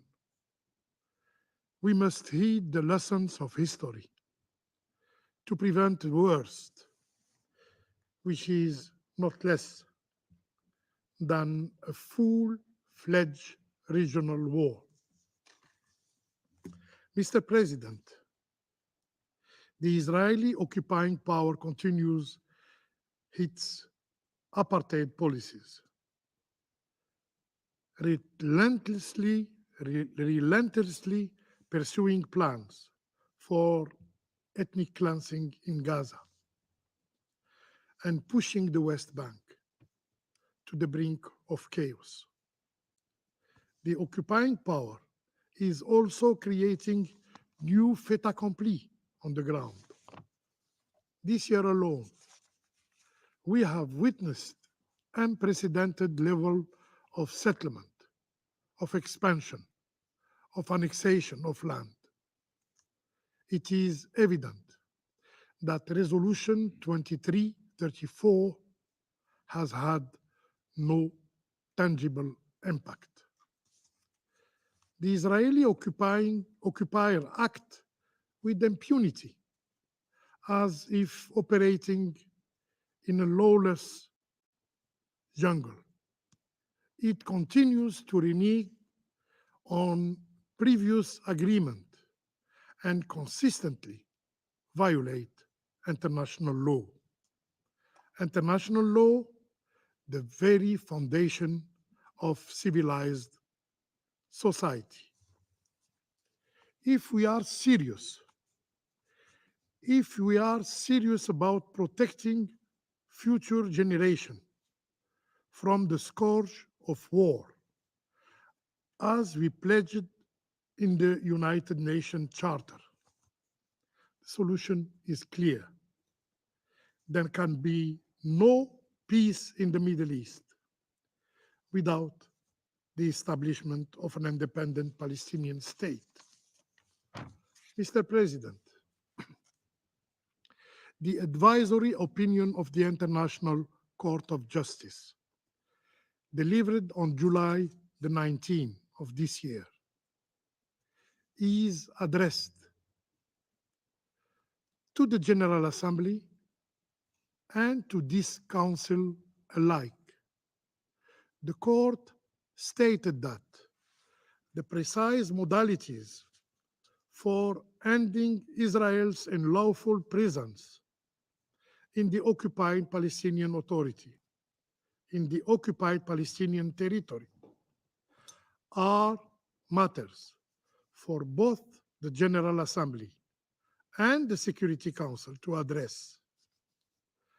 The General Assembly has already heeded this call by adopting just yesterday, a resolution.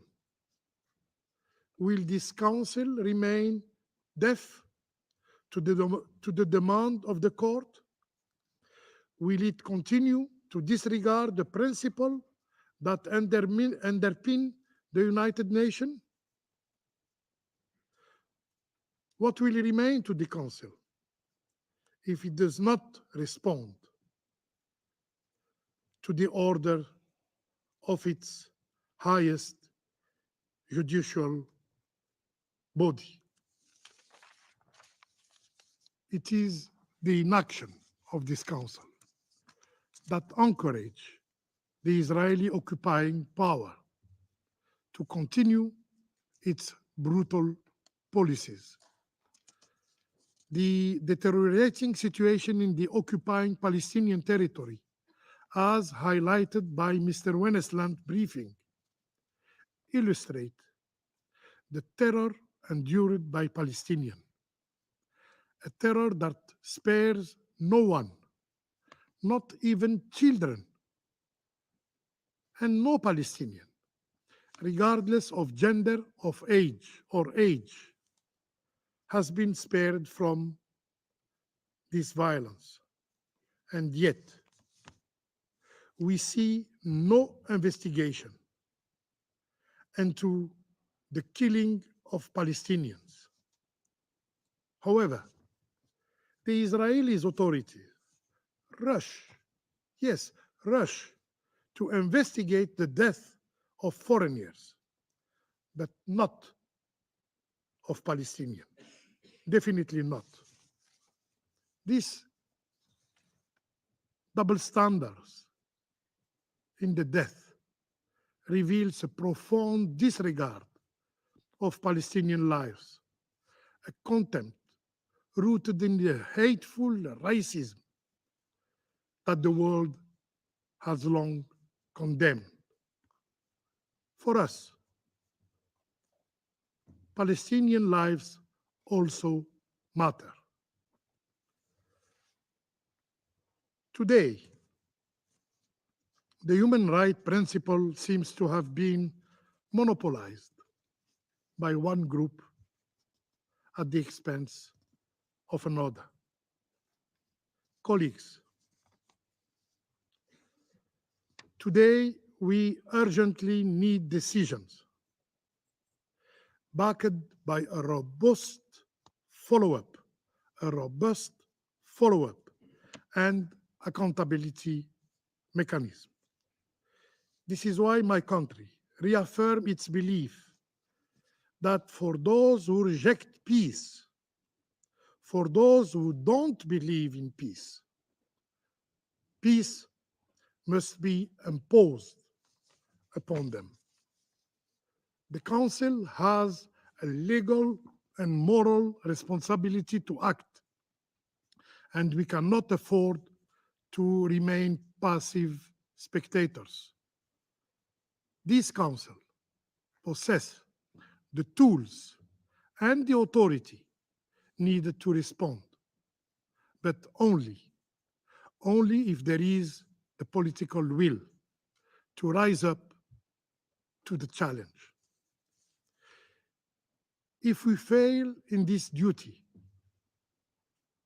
the Council risks becoming a mere platform for speeches, rather than the guardian of international peace and security that it was created to be. Mr. President, it is time to move beyond narrow calculations and take the necessary step, the necessary binding decision that will restore peace and security in our region. I thank you. I thank the representative of Algeria for their statement. I give the floor to the representative of China. 主席，我感谢温尼斯兰德特别协调员和克拉克女士刚才的通报。昨天，紧急特别联大以压倒性多数通过巴勒斯坦国提出的要求落实国际法院咨询意见的决议。在加沙冲突延宕不已、中东局势复杂难解的关键时刻，这份决议的通过具有重要历史意义。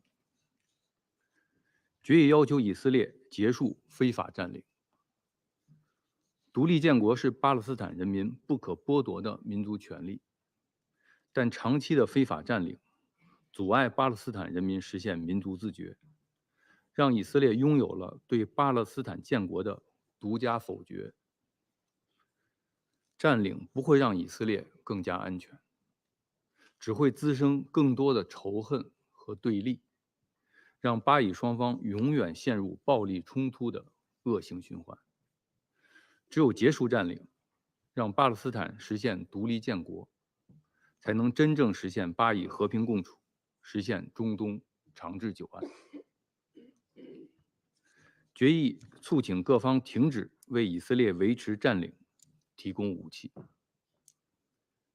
军事手段不是解决问题的出路，以暴易暴只会加剧仇恨。几十年来，大量巴勒斯坦平民和以色列平民因冲突对抗失去生命，现在流血和死亡还在继续。解决巴勒斯坦问题需要的是政治意愿和外交努力，不是源源不断的武器弹药和暴力冲突。所有爱好和平的国家都应响应决议的呼吁，为此做出努力。决议重申，必须坚持国际法治。国际法是国际秩序的基石，是各方都必须遵守的国际规范。履行国际法义务没有例外，任何国家在国际法面前都一律平等。任何的双重标准和选择性适用都不可接受。作为国际社会一员和联合国会员国，以色列必须履行自身的法律义务，执行安理会通过的有关决议，遵守国际法，特别是国际人道法。决议呼吁加快落实两国方案。几十年来，以色列在约旦河西岸不断扩张定居点，侵蚀巴勒斯坦领土，挤压巴勒斯坦作为国家的生存空间。以色列的所作所为不断侵蚀两国方案基础，日益暴露出其对两国方案的拒绝和抵触。国际社会必须以最大的紧迫感采取行动，重振两国方案政治前景。中方支持联大决议提出的以联大为依托举行国际和会，讨论落实联合国相关决议和两国方案。主席，昨天通过的联大决议反映了国际社会推动解决巴勒斯坦问题的广泛共识，反映了国际社会主持公道正义、实现中东和平的坚定决心。安理会应当认真倾听国际社会呼声，有效回应国际社会关切。令人遗憾的是，由于个别国家的消极态度，安理会迟迟无法为解决巴勒斯坦问题采取有力行动，特别是无法制止已经持续近1年的加沙冲突。3个多月前，美国推动安理会通过第2735号决议时声称，以色列已经同意接受停火协议，但事实似乎并非如此。3个多月来，我们看到的是以色列不断加强的军事行动，不断增多的谈判条件和不断升级的挑衅行为。实现永久停火，缓解人道灾难，刻不容缓。美国却一再要求给予外交努力更多的时间和耐心，但是加沙平民正在用他们的生命和苦难为更多的时间和耐心买单。难道美国需要的时间和耐心代价竟如此高昂吗？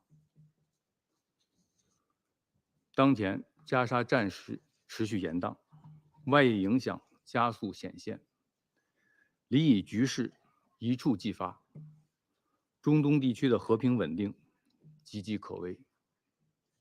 中方敦促以色列放下使用武力的执念，摒弃军事完胜的迷思，立即停止在加沙的军事行动，停止侵犯黎巴嫩的主权和安全的行为，停止可能将地区拖入另一场浩劫的冒险行径。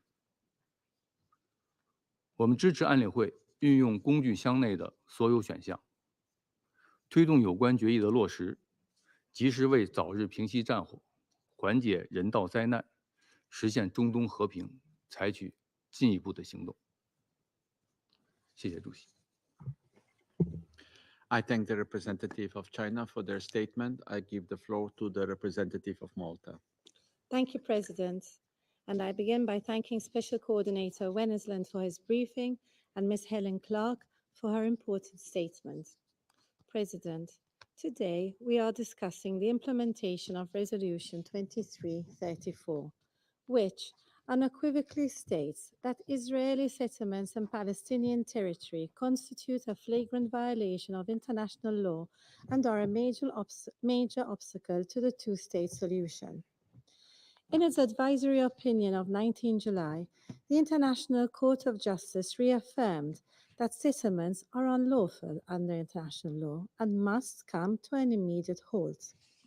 The court further emphasized Israel's obligation to end this occupation, halt all settlement activity, and evacuate existing settlers.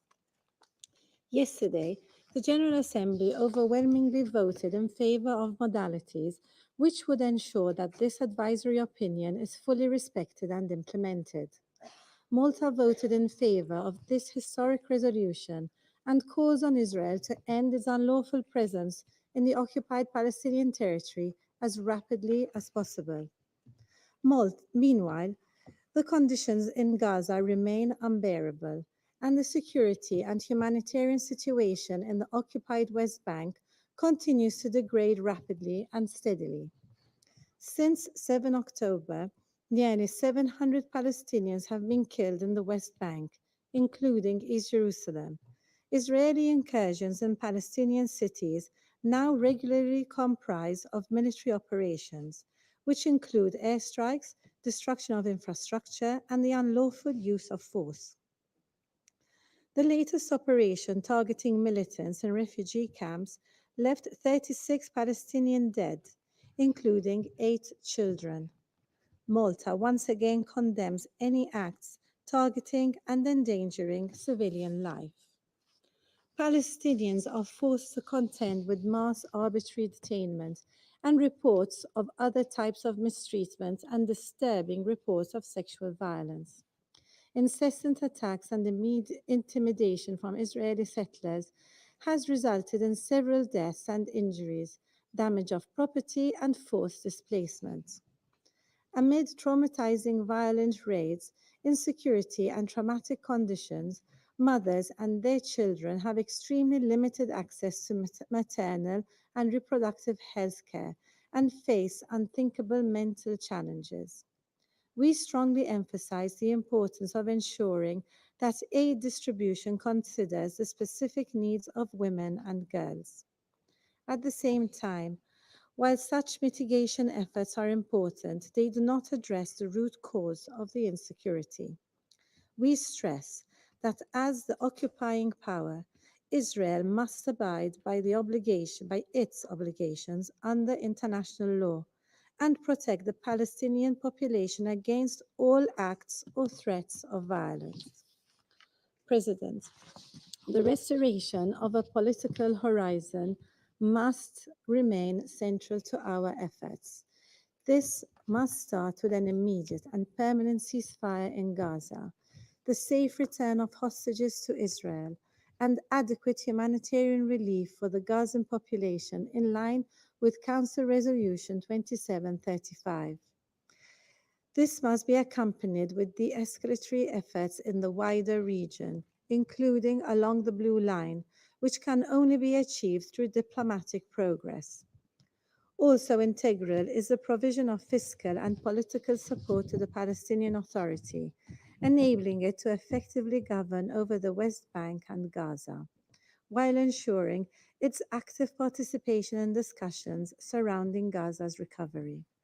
In conclusion, President, the international community must unite behind an irreversible realization of the two-state solution in line with relevant Security Council resolutions and internationally agreed parameters, which puts an end to the occupation and ensures that the Palestinian aspirations for statehood and Israel's security are equally fulfilled.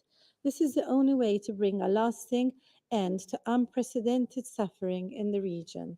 I thank you. I thank the representative of Malta for their statement. I give the floor to the representative of Russian Federation. Господин председатель, благодарим спецкоординатора по ближневосточному мирному процессу Тура Венесланда за обстоятельный доклад о ситуации на оккупированной палестинской территории, включая сектор Газа и западный берег реки Иордан. Благодарим также госпожу Хелен Кларк за ее брифинг. Вчера Генеральная Ассамблея одобрила поистине историческую резолюцию в поддержку консультативного заключения Международного суда, в котором недвусмысленно говорится о незаконном характере израильской оккупации палестинских земель и необходимости ее прекращения. Отрадно, что подавляющее большинство членов Совета поддержало данную инициативу, направленную на достижение справедливого и долгосрочного решения палестино-израильского конфликта и реализацию права палестинцев на создание собственного независимого государства в границах 1967 года со столицей в Восточном Иерусалиме. Этот результат – яркая иллюстрация того, что решение данного вопроса давно перезрело. Вместе с тем, в дискуссии Совета по ситуации на ОПТ вот уже который месяц усилиями наших западных коллег проходит достаточно буднично и рутинно. И это несмотря на десятки и сотни погибших мирных палестинцев ежедневно. За год без малого операции Израиля в секторе Газа погибли более 41 тысячи палестинцев, по большей части женщин и детей, без малого 100 тысяч человек ранены, десятки тысяч числятся пропавшими без вести. Но ведь палестинцы гибнут не только в Газе. На западном берегу, которому объективно пока достается меньше внимания Совета, разворачивается не менее трагичный кризис. Убито более 600 палестинцев, более 5000 раненых. Только в ходе недавней операции «Цахал. Летние лагеря» было убито 39 палестинцев, включая 8 детей, с помощью дронов, артиллерии и ракет нанесен колоссальный ущерб гражданской инфраструктуре, разрушены дороги, системы воды и электроснабжения, административные постройки. На наших с вами глазах, пользуясь тем, что Совет парализован из-за действий США, руководство Израиля реализует задачу по выдавливанию с СБРИ палестинского населения. Рекордными темпами наращивает поселенческую активность, фактически колонизируя оккупированную палестинскую землю, где возводятся все новые и новые форпосты поселенцев. Параллельно продолжается разрушение палестинских домов в Восточном Иерусалиме и зоне Си. Правоохранительные же органы абсолютно безучастны к насилию со стороны радикально настроенных поселенцев в отношении местного населения. И при этом никто из наших западных коллег не высказывает обеспокоенности по поводу стирания палестинской идентичности. Хотя речь уже идет даже не об этом, а о стирании в прямом смысле с лица земли палестинского народа. Господин председатель, Израиль не ограничивается превращением секторов Газа в непригодную для жизни территорию. Западный Иерусалим целенаправленно принимает меры, которые делают условия жизни палестинцев невыносимыми и на западном берегу. На фоне постоянных задержек Израиля налоговых отчислений Рамале безработица на СБРИ достигла 40%. Из-за отсутствия дорог и многочисленных израильских КПП сотрудники учреждений, расположенных в соседних городах, не могут добраться до работы. Поселенцы совершают рейдерские захваты сельскохозяйственных объектов. Из-за израильских нападений 69 школ и 5 университетов повреждены, что лишает детей и молодежь возможности получать образование. Все это свидетельствует о последовательной политике Западного Иерусалима по решению палестинского вопроса с помощью политики свершившихся фактов, грубой силы и финансового давления. Бояться израильским властям нечего, ведь безграничная поддержка со стороны Вашингтона позволяет Израилю избегать ответственности за любые преступления. Господин председатель, стремительно деградирующая обстановка на СБРИ требует реакции Совета, так же, как и чудовищная ситуация в Газе. Там также гибнут и лишаются места жительства мирные палестинцы. Все мы прекрасно понимаем, что происходящая целенаправленная и сознательная политика израильских властей ничто не может служить оправданием коллективного наказания всех палестинцев. Однако Совет по-прежнему бездействует. К сожалению, на сегодняшний день его практическая работа по ближневосточному регулированию фактически заблокирована Соединенными Штатами, которые, продавив абсолютно нежизнеспособную резолюцию 2735, с тех пор снова блокируют любые попытки дать справедливую оценку действиям Израиля, причем даже в контексте недопустимости создания угроз жизни и здоровью ООНовского и гуманитарного персонала в Газе. Всего напомню, с 7 октября Соединенные Штаты уже 5 раз применили право вето для того, чтобы выгородить своего союзника и заблокировать принятие Советом однозначного требования прекращения огня. Единственное, что американцы ждут от членов Совета Безопасности, это давить на Хамас и не мешать Израилю на земле. И это при том, что пресловутая сделка на самом деле неоднократно блокировалась именно Израилем, в угоду которому Соединенные Штаты сейчас по сути сами нарушают резолюцию 2735, в которой пусть и размыто, но все-таки прописаны параметры такой договоренности.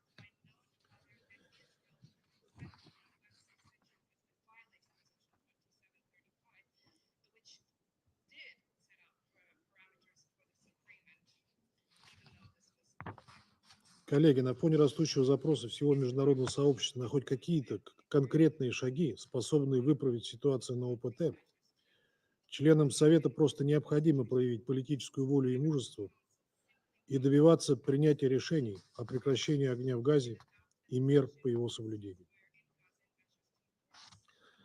Давить надо не столько на Хамас, сколько на наших американских коллег, по-прежнему воспринимающих Совет и в целом многостороннюю дипломатию как ненужную обузу. Ваша твердолобая линия на отрицание авторитета Совета Безопасности и ООН в целом не только не принесла никакой пользы в контексте урегулирования нынешнего конфликта, но и способствовала тому, что он продолжается уже год и рискует разрастись до полномасштабного регионального конфликта.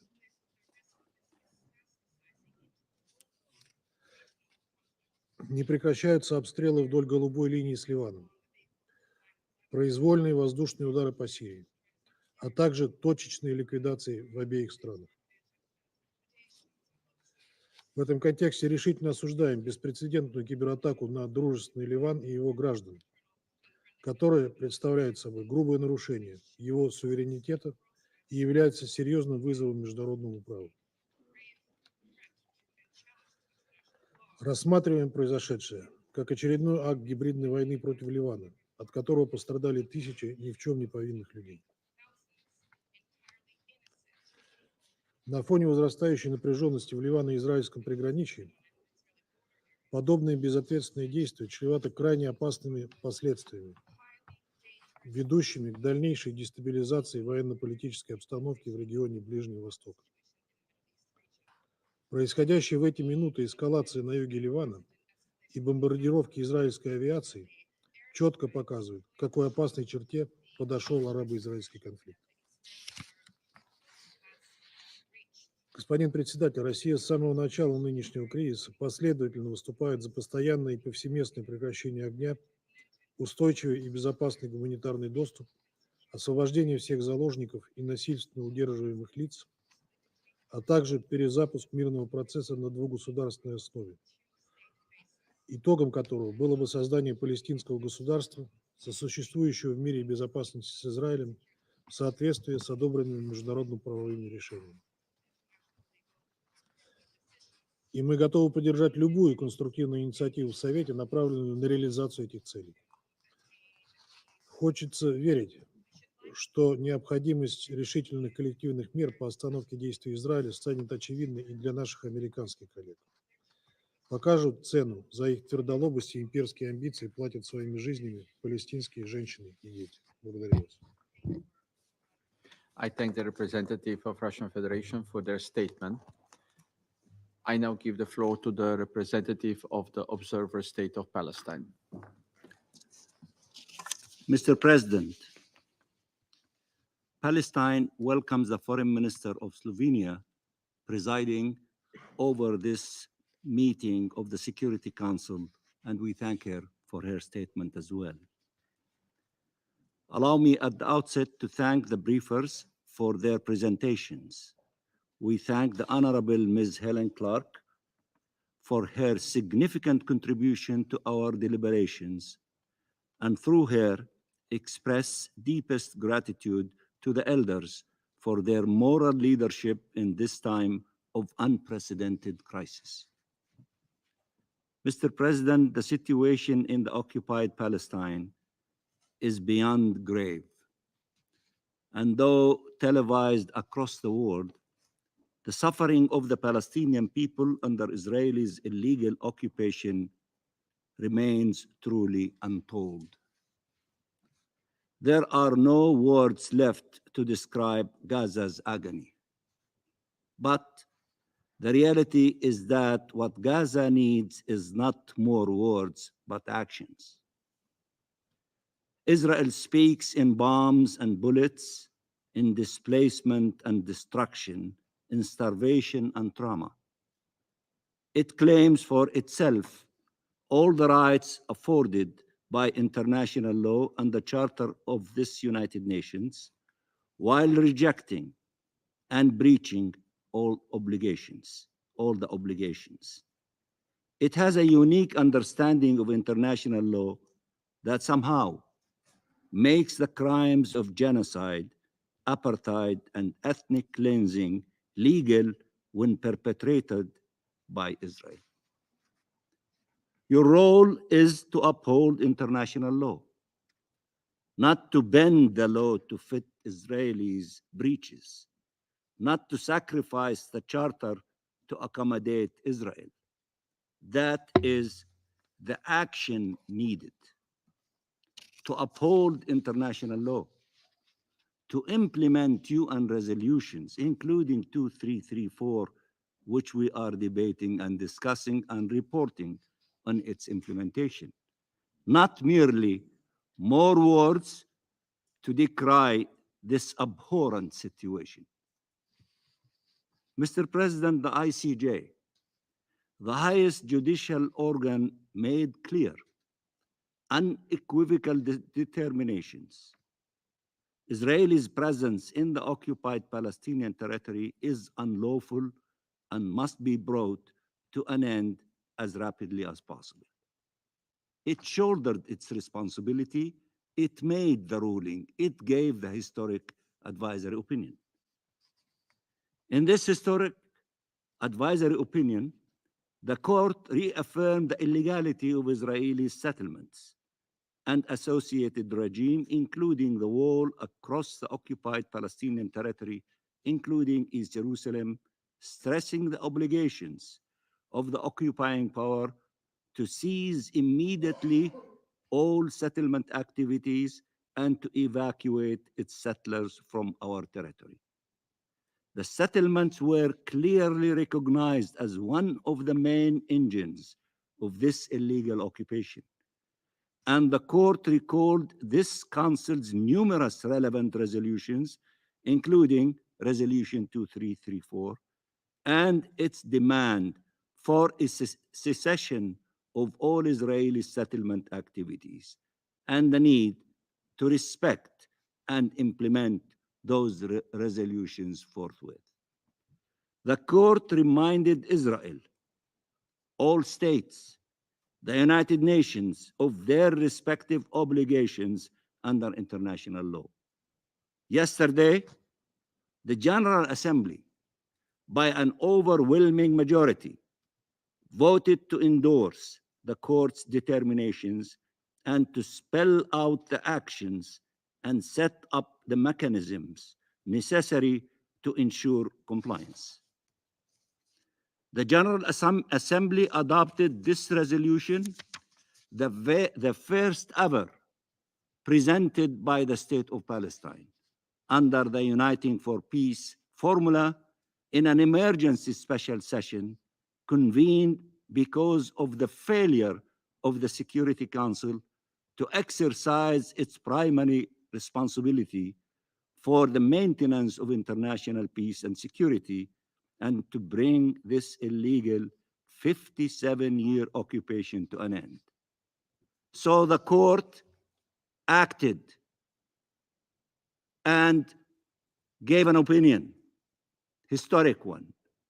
The General Assembly acted based on the request of the court to adopt modalities for bringing this illegal occupation to an end as quickly as possible. Two important bodies of the United Nations shouldered their responsibilities because there are no veto power in these two institutions. Will the Security Council follow them and act in accordance with the mandate given to the Security Council in the Charter of the United Nations to maintain international peace and security? That is the big question before you, Mr. President. The historic resolution adopted by the General Assembly yesterday has embodied the collective will to act. The collective will to act. And we have every intention to follow up on every aspect of the resolution and to react to any failure to comply without delay. There will be a report in 3 months by the Secretary General, based on the resolution and the advisory opinion. Those who would comply with their obligations and international law, led by Israel, the occupying power, and those who do not comply. And then we will ask the General Assembly to take the necessary step. We will not relent until we see this illegal occupation end as quickly as possible, as the General Assembly stated, within 12 months. Mr. President, what the court determined is wholly and directly relevant to the duties of this council. It stated inter alia that, and I quote, the sustained abuse by Israel of its position as an occupying power through annexation and an assertion of permanent control over the occupied territory and continued frustration of the right of the Palestinian people to self-determination violates fundamental principles of international law and renders Israelis' presence in the occupied Palestinian territory unlawful. Unlawful. End of quotation. If we needed to identify 2 cardinal rules, 2 pillars on which the international law-based order was built, 2 principles whose respect was critical for international peace and security, they would be the right of peoples to self-determination and the prohibition of the acquisition of territory by force. And these are the rules that Israel has been breaching openly, brazenly, for decades without consequences. The ICJ and General Assembly were able to rise to the historic and tragic challenge before us.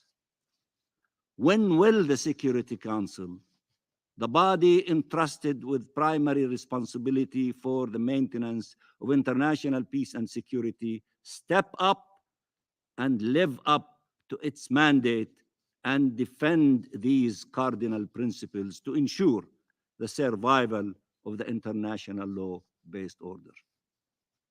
It has been 8 years since the Council adopted Resolution 2334.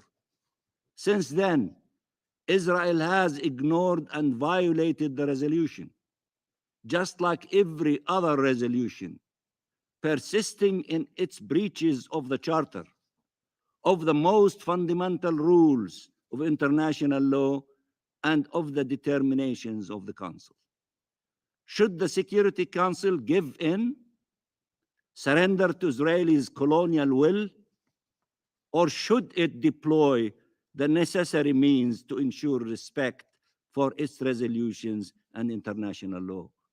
I repeat, as I have said so many times before, you have the tools, you have the power, you have the mandate to enforce your resolutions and to enforce international law.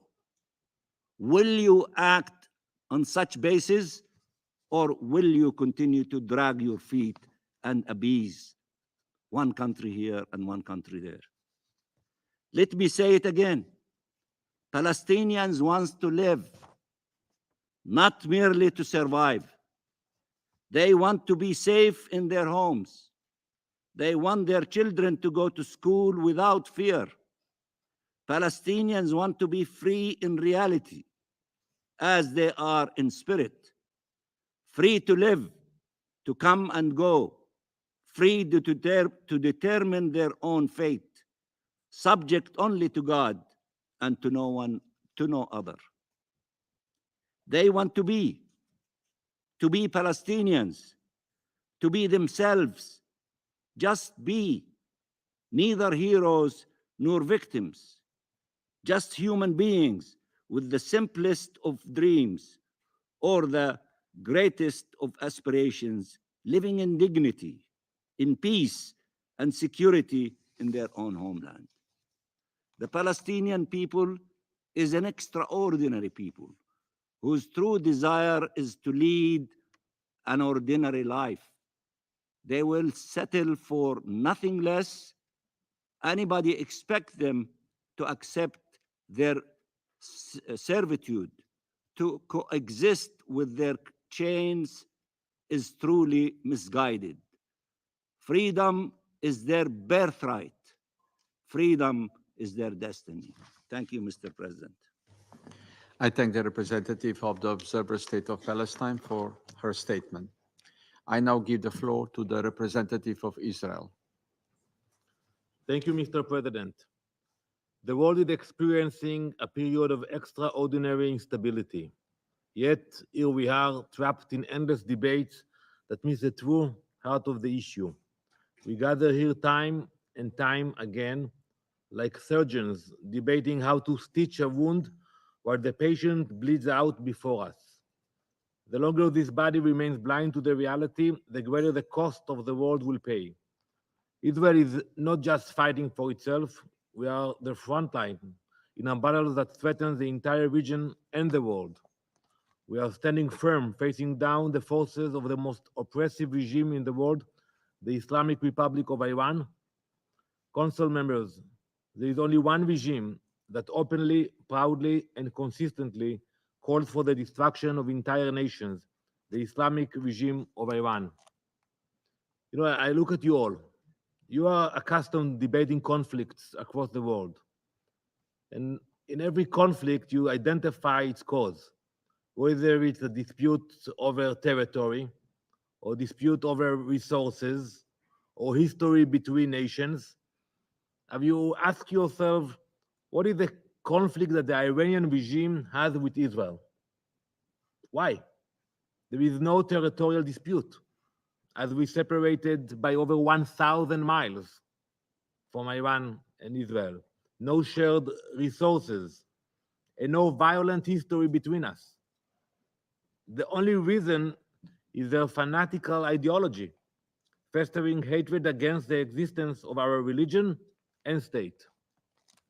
Iran's grand ambition is the creation of a Shiite supremacist empire that stretches across the entire Middle East and beyond. They seek dominance, not diplomacy. They seek to impose their dark vision on the region, reshape the Middle East in their own image, and then extend their influence far beyond our borders. This Council and the world must wake up to the reality of the threat Iran poses. The dark force driving the violence we see today is not a collection of independent groups. It is Iran pulling the strings. The Iran proxies, Hezbollah in the north, Hamas and Palestinian Islamic Jihad in Gaza, the Houthis in Yemen, Shiite militias in Iraq and Syria, and terrorist cells in Judea and Samaria are all Iran's attack dogs, unleashed to spread death and destruction across the region. These proxies are the claws of a beast that is not content with attacking Israel alone, but is curving paths toward the domination of the Middle East. While Iran pulled the strings, the Palestinian Authority stand by, utterly weak and impotent. When they are not turning a blind eye due to their weakness, they are actively collaborating with these very terror networks. As I have reminded this Council many times, it has now been 348 days since the October 7 massacre. And yet, the Palestinian Authority, including Mr. Riyad Mansour, still refuse to condemn Hamas. You know, we met here in this hall on Monday. I listened to your words, not one condemnation. We met in the General Assembly on Tuesday, nothing. Wednesday in the General Assembly, no one mentioned Hamas from the PA. Here we are again today, meeting here. Tomorrow we'll meet again at 3 p.m. Zero, nothing. We want to hear that, to see that there is a distinction between Hamas and the Palestinian Authority. And yet, neither you or President Abbas are capable of saying that. With leaders such as them, is it any wonder that terrorism continues to worsen in Judea and Samaria? The PA's failure to confront these threats head-on has only emboldened those who seek to spread terror in our region. With the Palestinian Authority failing to act and Iran's proxies continuing their relentless campaign, the threat to Israel's security grows more urgent by the day. On our northern border, Hezbollah, armed and funded by Iran, continues to launch rockets, drones, and missiles into Israel, with thousands of missiles poised to target our major civilian centers. In Gaza, Hamas weaponized an entire territory, building the world's most extensive network of terror infrastructure. Now, Iran is attempting to replicate this strategy in Judea and Samaria. Consider what has been uncovered in recent months. Iran is flooding Judea and Samaria with explosives, grenades, anti-tank mines, and advanced weaponry, while recruiting terrorists to execute attacks against Israeli civilians. Iran's goal is to turn Judea and Samaria into another Gaza, a hotbed of terror that threatens to overflow into neighboring countries. The Iranian weapons, which are now flooding Judea and Samaria, are not improvised weapons. They are sophisticated munitions manufactured by Iran and deployed in Judea and Samaria for the sole purpose of murder. Earlier this year, Israeli forces exposed one of Iran's key operatives. His name is Munir Makada, who had been actively recruiting terrorists in Judea and Samaria. Makada had been orchestrating the smuggling of advanced Iranian weaponry, including anti-tank missiles and explosives, to carry out massive attacks on Israeli civilians. Thanks to the coordinated efforts of our security and defense forces, an enormous stockpile of these weapons was seized, preventing another potential wave of terror. Enough weapons were recovered to equip a small army, an army funded and armed by Iran. Iran has transformed our region into its railway of terror. They are taking advantage of their grip, as you all know, over Syria and Lebanon, to deliver its advanced weapons to terrorists in Judea and Samaria. Iran's murderous Orient Express is operating right under the world's nose. As a result, and we heard the reports, as a result of these murderous efforts, our security forces have been forced to engage intensely. And it's true, we are engaging. Otherwise, our civilians would become the victims of Iran's terrorist mercenaries. These preventative measures in Judea and Samaria are not just an option, they are a necessity. While we have stopped many Iranian attempts to smuggle weaponry, we cannot stop them all. Just 2 weeks ago, Tel Aviv narrowly escaped a tragedy. A terrorist armed with a backpack full of explosives intended to enter a synagogue and murder the worshippers inside. But fate intervened, thanks God, and the suicide bomber exploded outside the synagogue before he carried out his plot. By nothing short of a miracle, countless innocent lives were spared. This was not an isolated moment, but a reminder of the dark web of terror Iran and its proxies continue to weave in Judea and Samaria. In the past 2 months alone, 2 car bombs were discovered and defused in Gush Etzion. A third one was planted along the path of a school bus filled with young children. These weren't distant threats or theories. They were immediate and deadly, stopped just moments before disaster.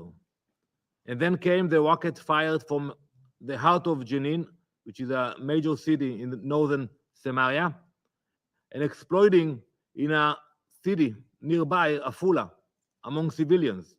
So rockets can fly not only from Gaza into Israel, but also from Judea and Samaria. A chilling demonstration of the terror that Iran and their proxies are determined to bring into our cities and into our very homes. This is why Israel must take preventative steps. We do not wait for disaster to strike before we act. Let me ask you all, what would your security forces do if they had intelligence about terrorists planning a massive attack on your civilian population? Think about your capital city. Would there be any doubt about what to do? Well, we have no such doubts, and neither do any of you. When a terrorist threat to the Taylor Swift concert in Austria was intercepted, the authorities canceled the show immediately, tracked down who was responsible, and arrested them. Afterwards, we were all relieved that a disaster was avoided. But when Israel takes the very same reasonable steps, we gather the intelligence, and we neutralize the threat, preventive terror attacks against our civilians. What happened after? We are condemned. Colleagues, you have heard facts such as these before, but they bear repeating because this council remains paralyzed by indecision. We are not dealing with isolated acts of terror. We are dealing with an orchestrated campaign of destruction directed by the Ayatollahs in Tehran. And while this body debates restraint and diplomacy, Iran's terror network grows stronger. The time for half measures, blind eyes, and empty statements is over. What is required now is not talk about the symptoms, but action against the disease itself, which is the Iranian regime. Hezbollah and the Iranian Revolutionary Guards must be designated as terrorist organizations worldwide. Sanctions against Iran must be intensified until the capacity to support terror is completely diminished. While we prevent their murderous aims before they take place, we expect this council to stop them at the root. Israel will defend itself with all the force necessary to protect our people. We will dismantle every terrorist network, uproot every Iranian proxy, and strike down those who seek to harm us. The international community must stand with us, not just for Israel, but for the very future of the Middle East. The stakes could not be higher. The time for inaction has passed. Thank you. Representative of Israel for their statement. There are no more names inscribed on the list of speakers. I now invite council members to informal consultations to continue our discussion on the subject. The meeting is adjourned.